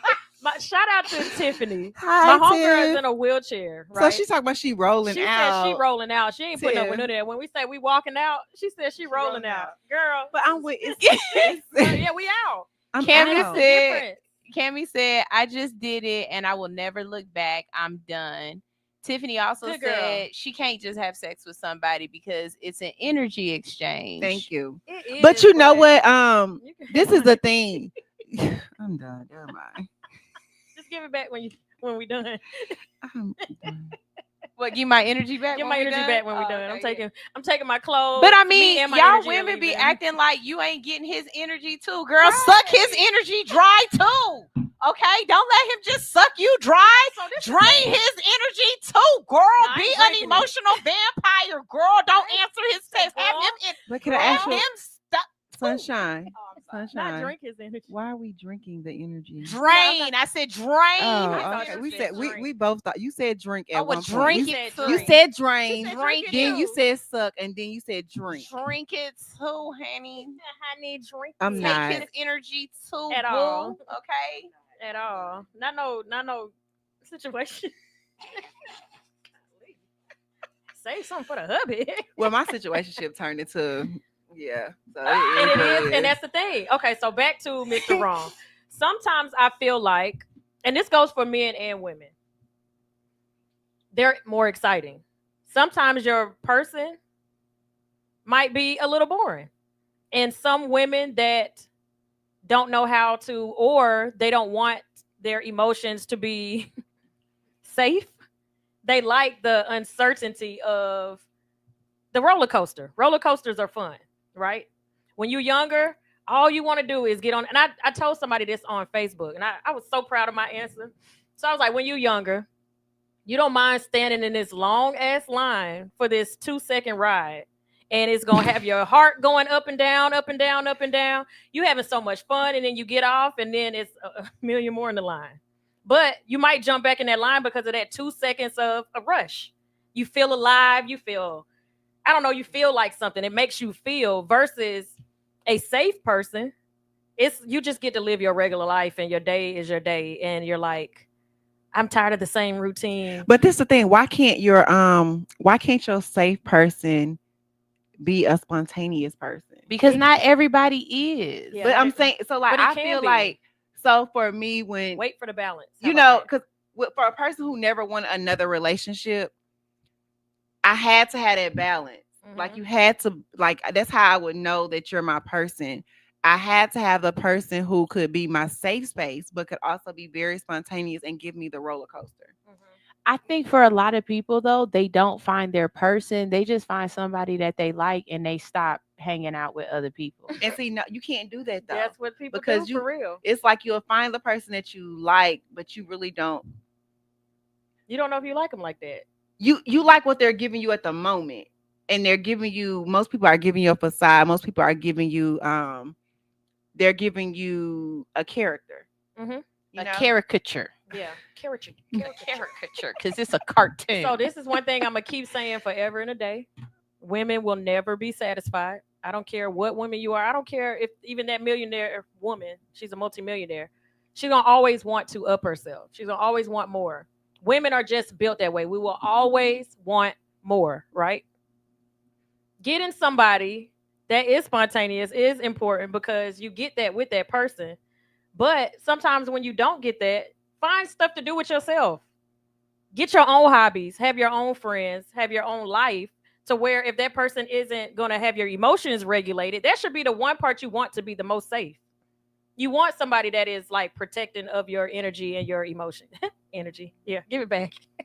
But you want somebody that's going to keep that level. Get excitement on other stuff. Go on vacation. Hell. Okay, can I say something? And I hope I don't put too much out, but oh God, that's why that person don't call you no more, because you suck that person's energy just as much as they thought you were sucking. They were sucking shit. Yours. Okay, you know what I'm talking about, right? Oh yeah. Hey, yeah. That's why they don't respond no more, because you sucked that person's energy and you would not allow them to just suck your energy dry, right? You were doing it back to them. So it goes back to what I said. Suck their energy, girl. Suck their energy, girl. Give me mine back. Okay. I'm taking mine with me. This is reciprocal. You took some, I took some. It wasn't just like, and that's the problem. Y'all are letting them take all of, you're actually allowing them to. I used to. I literally listened to KELZ telling me, like, no, I'm not, like, and I'm laughing because I didn't have a way to express it then, but I have a way to express it now. He was trying to get the white rhino, and every time he shot, you ran a little bit. And so every time he tried to catch you, you ran a little bit. You did not let him get you, right? Right? But you know what you did do? You did walk up to his trap and eat the food out, but then you ran. He didn't even get you. He left a trap. And look, you walked up to it. You was like, oh, okay, bet. And you figured out how to get the food out of the trap and still run off. You know the white rhino that you gave me sits on my bathroom sink? Good. Every day I see this white rhino. So this is her. Tell them what your analogy of what this white rhino is. Okay, so. Because y'all. What? Oh, God. Okay, so in watching KELZ and her love life and seeing how people love bomb her, and we all realize that that's a mirror as well. KELZ gets love bomb because KELZ love bombs, but that's a different conversation. That's a different conversation. That's a completely different conversation. I came in one day, I was like, guess what, sunshine? I think I love bomb. Yeah, nah, it's definitely you. So, really? Yeah. Don't talk off air. Zoe's dad been telling her over and over again that she is the toxic one. Yeah. So, anyways, okay. Okay, so look, this is what the white rhino is. The white rhino is when you're out in the Serengeti or whatever, there's all of these rhinos out there, right? But there's this one very special white rhino that is elusive, that everybody can't catch this rhino. But if you get that one, if you kill that one, then you are the best hunter there is, right? They don't want to necessarily like have you and take care of you or what. They just want to be able to possess you. They want you as the trophy. It's the trophy piece. She is the elusive white rhino. And so men feel as though if they can capture KELZ. They can, you know what I mean? Put me in a trap. Right. And so KELZ has been so evasive to so many people, right? That now it's become, it's like, who can say they got KELZ on their arm? Who can say it? And she's not allowing anybody to do that. KELZ will tell you she's in a relationship and she won't tell you who it is. So guess what? He still never caught the white rhino. Why do you say that? Because nobody knows who he is. Okay. KELZ was out here telling people that she had a miscarriage. Nobody knows who the daddy is. Nobody knows who the daddy is. Damn, I didn't even think of that. Me and Mr. Wrong. And that's what you get when you deal with a Pisces. Exactly. So like I said, Not suck his energy dry, boo. Do what you doing. Suck his energy dry too. I am done. It's fair exchange. Fair exchange. It's fair exchange. So you get a little bit, I get a little bit. When you say, okay, let me ask you this. I'm speechless.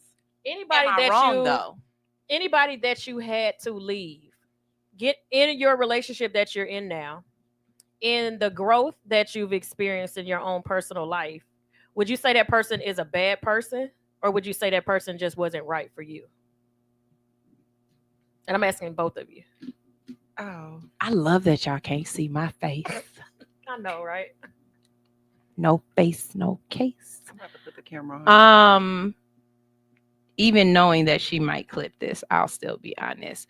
There she go, y'all. Wow. Yeah. Look at, no, don't try to. No. Ask the question again, so I want to make sure I answer it correctly. Anybody that you have been with in your past that you felt you had to leave or wronged you in any kind of way in a romantic relationship or a situationship, do you feel like they were a bad person or just a bad person for you? I believe that anybody that I am willing to spend my time with and to call that person my person is not a bad person, because I'm a great judge of character. And there's something about you that allowed me to see good in you. I will believe, though, that because people elevate within themselves and not as a couple, that it could have been that I grew out of the person that you were when we met, or the person that allowed me to think that you were a good person. I don't take away, I'm not going to say that your character isn't good, right? Because then I wouldn't have chosen you. Mm-hmm. But you just might, as my dad has told me before, he might be a good man. He's just not good for you. Yeah. Okay. And the last time my dad told me that, within 30 days, I had moved out. Within 30 days of my dad telling me he might be a good man, but he's not good for you, I was gone. That's all my dad had to tell me. That's all it takes sometimes. What about you, Ashley? The side eye. Don't nobody side eye me but Joji, and you literally just gave me a Joji side eye. I wouldn't say that the person that I left was a bad person. We just grew apart. Okay. And that's the only person I can really think. Like, we just grew apart. And I mean, it's nothing against growing apart. You know, like you grow at different rates, you grow at different paces. And it just, you know, it just wasn't, that person wasn't for the woman that I was growing into. Mm-hmm. Mm-hmm. I said that good, y'all? You did. Okay. Because you literally just said what I was about to say. I think that man was still baking when he got with me. He wasn't out the oven yet. I feel like he wasn't mature enough. We were on two completely different levels. And just looking back was like the fun side of me saw, like Sunshine said, the good. But everything else, we literally just did not match on a compatibility level. Mm-hmm. So I would see the things that he did or said as wrong, where he probably was just on the level that he was on, and he was dealing with somebody younger and on the same level. They would have been exactly where they needed to be. I think mine was a little different though. So we were great and compatible when I was early 20s, mid 20s. But by the time I hit, you know, later 20s going into my 30s, it was like, I'm changing. You know, like I'm a mom, I'm a business owner, so like I'm not the same person that I was. Gotcha.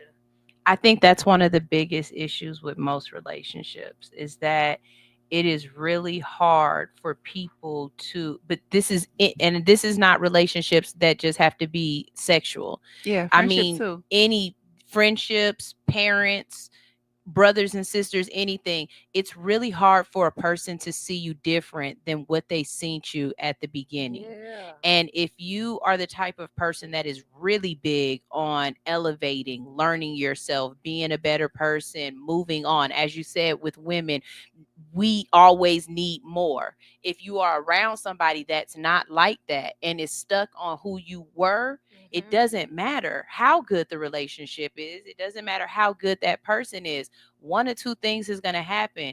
You're either going to stifle your growth because you're going to stay in whatever their eyes see you as, or you're going to become selfish and you're going to grow out of that situation, and you're going to have to determine when to leave, because if you grow out of a situation, you have to leave. That's the only thing. If you plant a tree in a pot, it's only going to get but so big.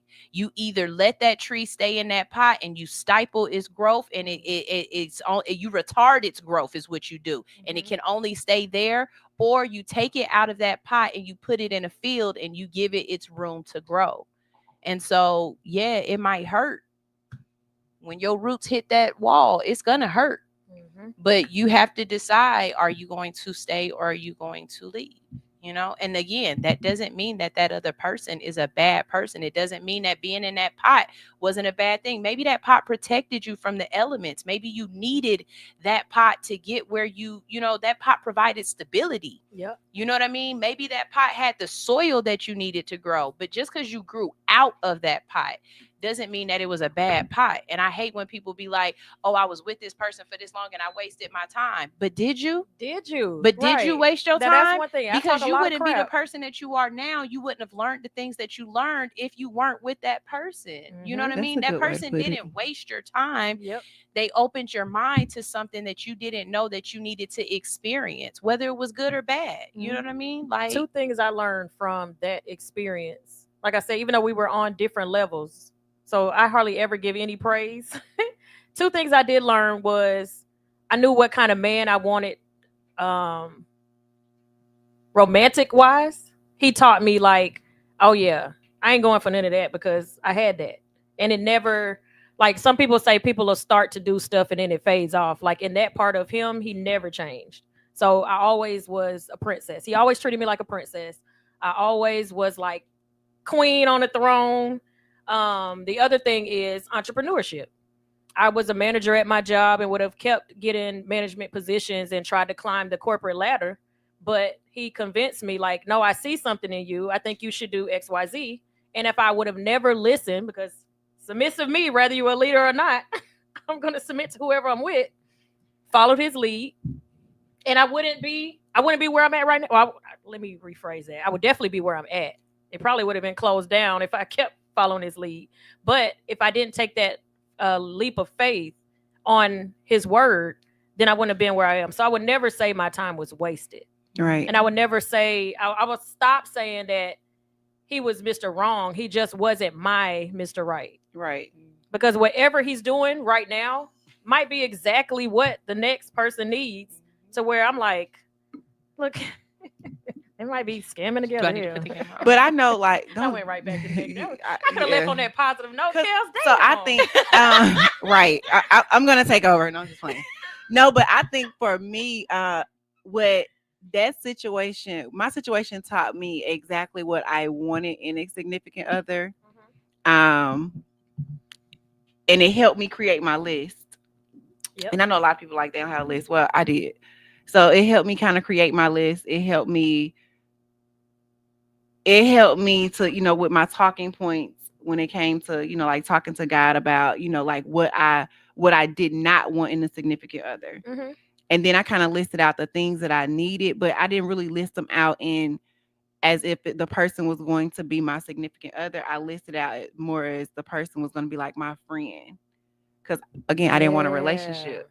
So my list was based on friendship, but friendship that, because you got some friends that push you towards your goals, and like they're very supportive. Like that's what mine was. Like my list was. It was more of like a friend in the male space to kind of like push me to be better and push me to be like a better person, financially, business wise, and just overall. Yeah. So it helped me with that. Yeah. And then can I add?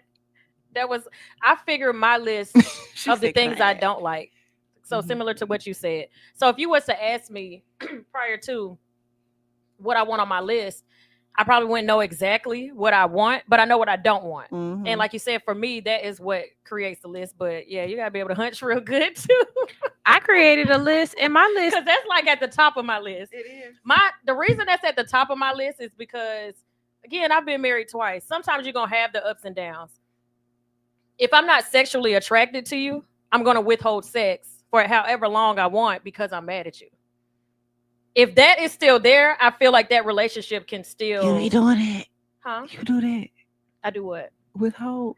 From that one, hell yeah. Oh, we'll talk out I used to pray he didn't want none. Oh my ever. God. Like, let it stop working so he stopped asking me. Please, get it Sunshine, elsewhere. Sunshine, did you say something? See, I was trying to be good. I had a whole little nice thing to say. It's almost like, thank y'all for. So we have a comment. Big Red said the lowest denominator moves the needle, good or indifferent.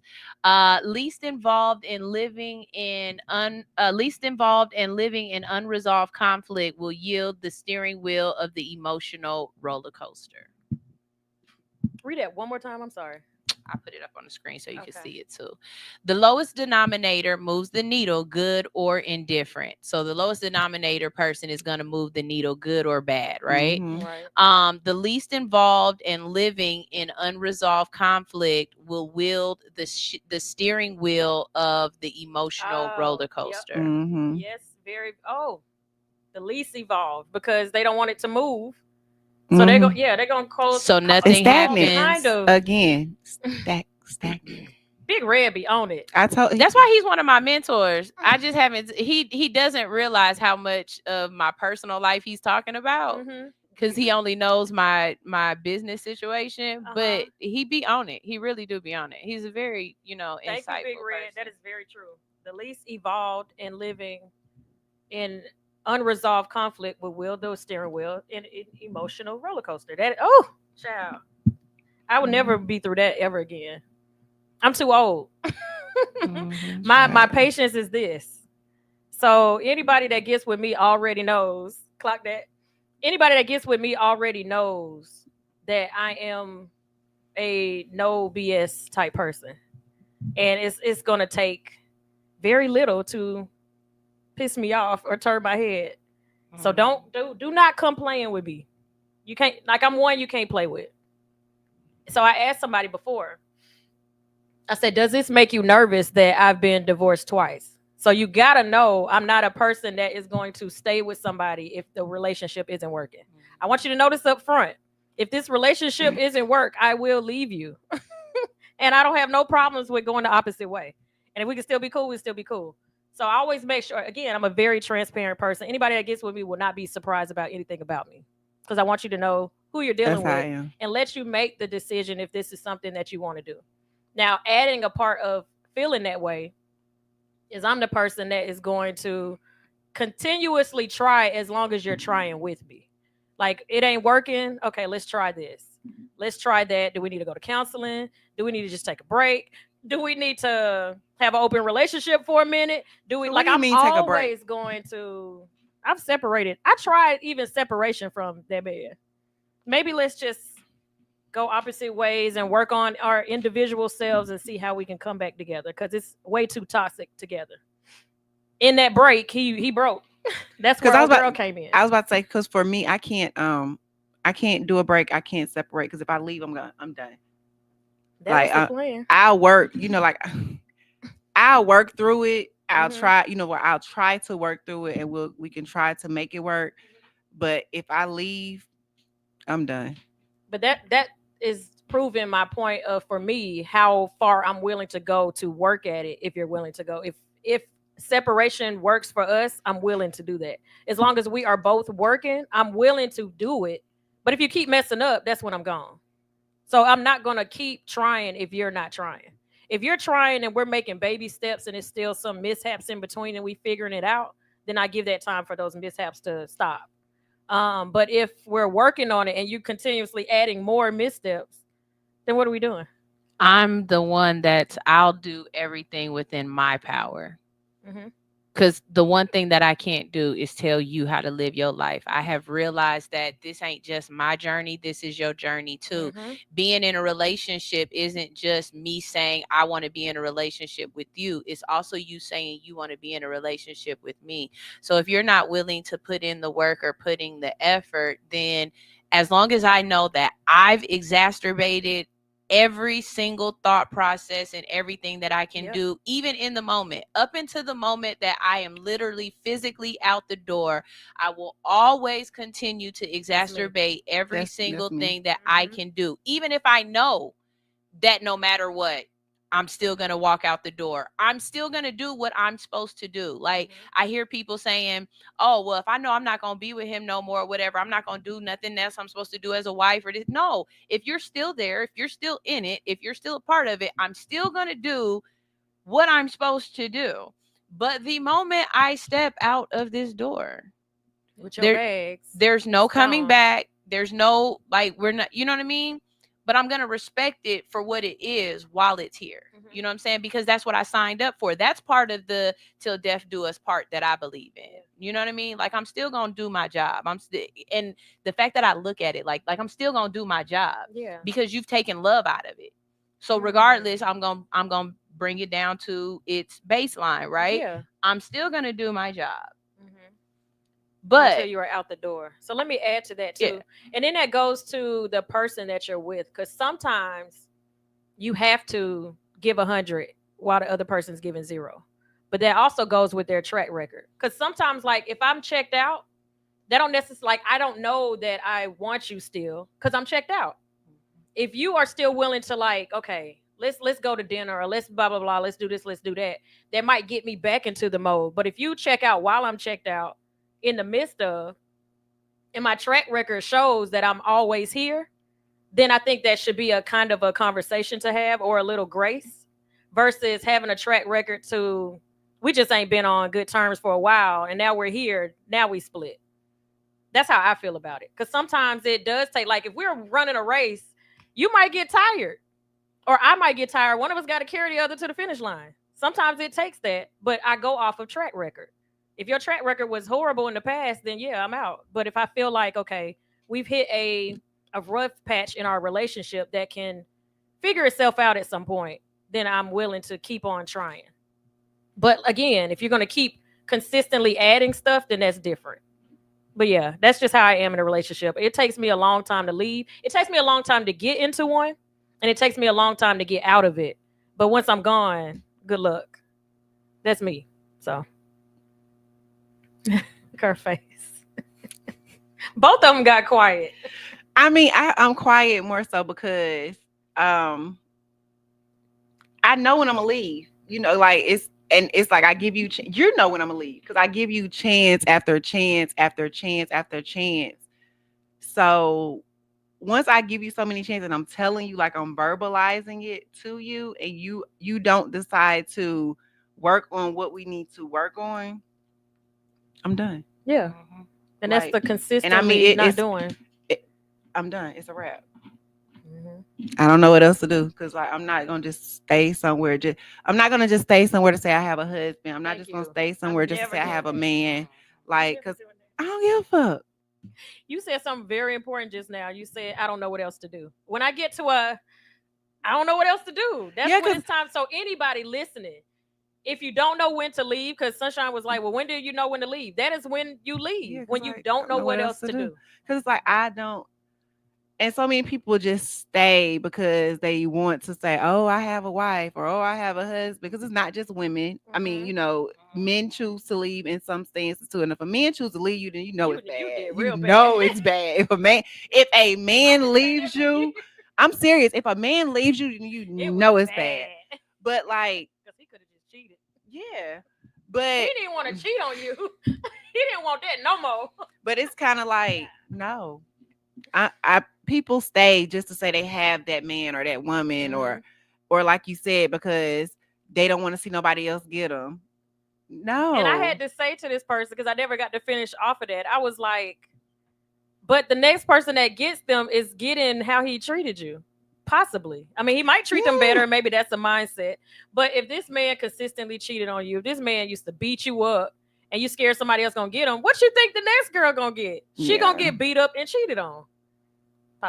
Possibly, because different people. Maybe it was your mouth. Because I was gonna say different people brings out different strokes. Because different people bring out different strokes in people. Yeah, and this year, and if it brings out the same person, then it's just that person's mentality, and they're not gonna change. Exactly. So when we're talking about why women, I should say anybody deals with Mr. Wrong. The ultimate question or Mrs. Wrong, Mr. Wrong or Miss Wrong. Yeah, not to put a gender on it. Are they really a Mr. Wrong? Ask yourself, is he really or is she really Mr. Wrong? Or just not the right person for you? Some people just not a bad person. They just y'all don't vibe. Yeah. Y'all don't mix. Y'all don't y'all not compatible. And there's absolutely nothing wrong with that person. Attraction and compatibility are two different things. The thing is, if you take sex out of the equation, is that the right person for you? Nobody is for me. And I'll leave on that. No, I'm serious. No, because it's like if you take sex out of the equation, are y'all still what does that person have to offer you? Yep. Or what do you have to offer that person? Yep. If there was no, like, if it came down to that, you couldn't have, neither one of you guys. Y'all sat in a room for 24 hours and y'all couldn't have sex and y'all couldn't kiss. Right. What would that like? Can you be with that person? Some people don't even have great conversation with each other if they're not having sex. And that's crazy to me because, we be having so much fun. You would think it's a comedy show. Like, all right, we about to wrap this up. Because Sunshine behind the scenes telling us to get off these people air. Yeah, she said 4 minutes, like 7 minutes ago. I know, we sorry, Sunshine. So we're going to get up out of here. Of course, we got Unboxed Top 10 at 4. We have Gold Tooth Truth at 5. And then we have Relationship Advice from a Single Guy at 6. We have Something Special Bar and Lounge, where I host R&B, bingo, and karaoke. And it is going to be packed tonight because we have an influencer coming in. We do not put them on flyers just in case, and they never want to be on a flyer. So if you are planning to come out to Something Special Bar and Lounge, you might want to get there a little early. We're there from 7 to 11 p.m. Again, it is music, bingo, and R&B and karaoke. Oh, I forgot. So I am doing a back to school giveaway here in Atlanta. I am going to sponsor one senior for their full hair. You just have to follow Hair Rehab ATL, like the flyer, repost it, and all the details are on there. So get your baby hair done. Get your baby hair done. It's a senior, right? I'm sponsoring a senior, but I also have special pricing for all of the kids going back to school. But a senior, I am sponsoring for back to school. Hair Rehab, y'all. Hair Rehab. All right, so y'all are tuned in. L.I.C.K Show, Hits 92.3, and it is Wine and Women Wednesday, and we are out. Peace. Bye, you guys. Decatur, Lithonia, Conyers, Covington, McDonough, and all surrounding areas. Something Special Bar and Lounge presents Music Bingo and Karaoke. That's right, you heard me. Music Bingo and Karaoke every Wednesday at Something Special Bar and Lounge. On the 1 and 2s, we got DJ P.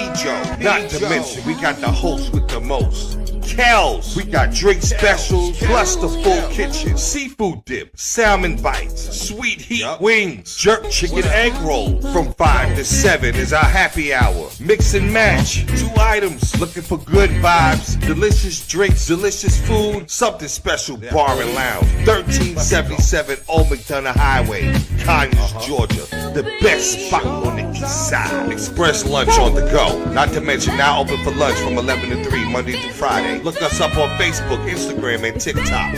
Something Special Bar and Lounge.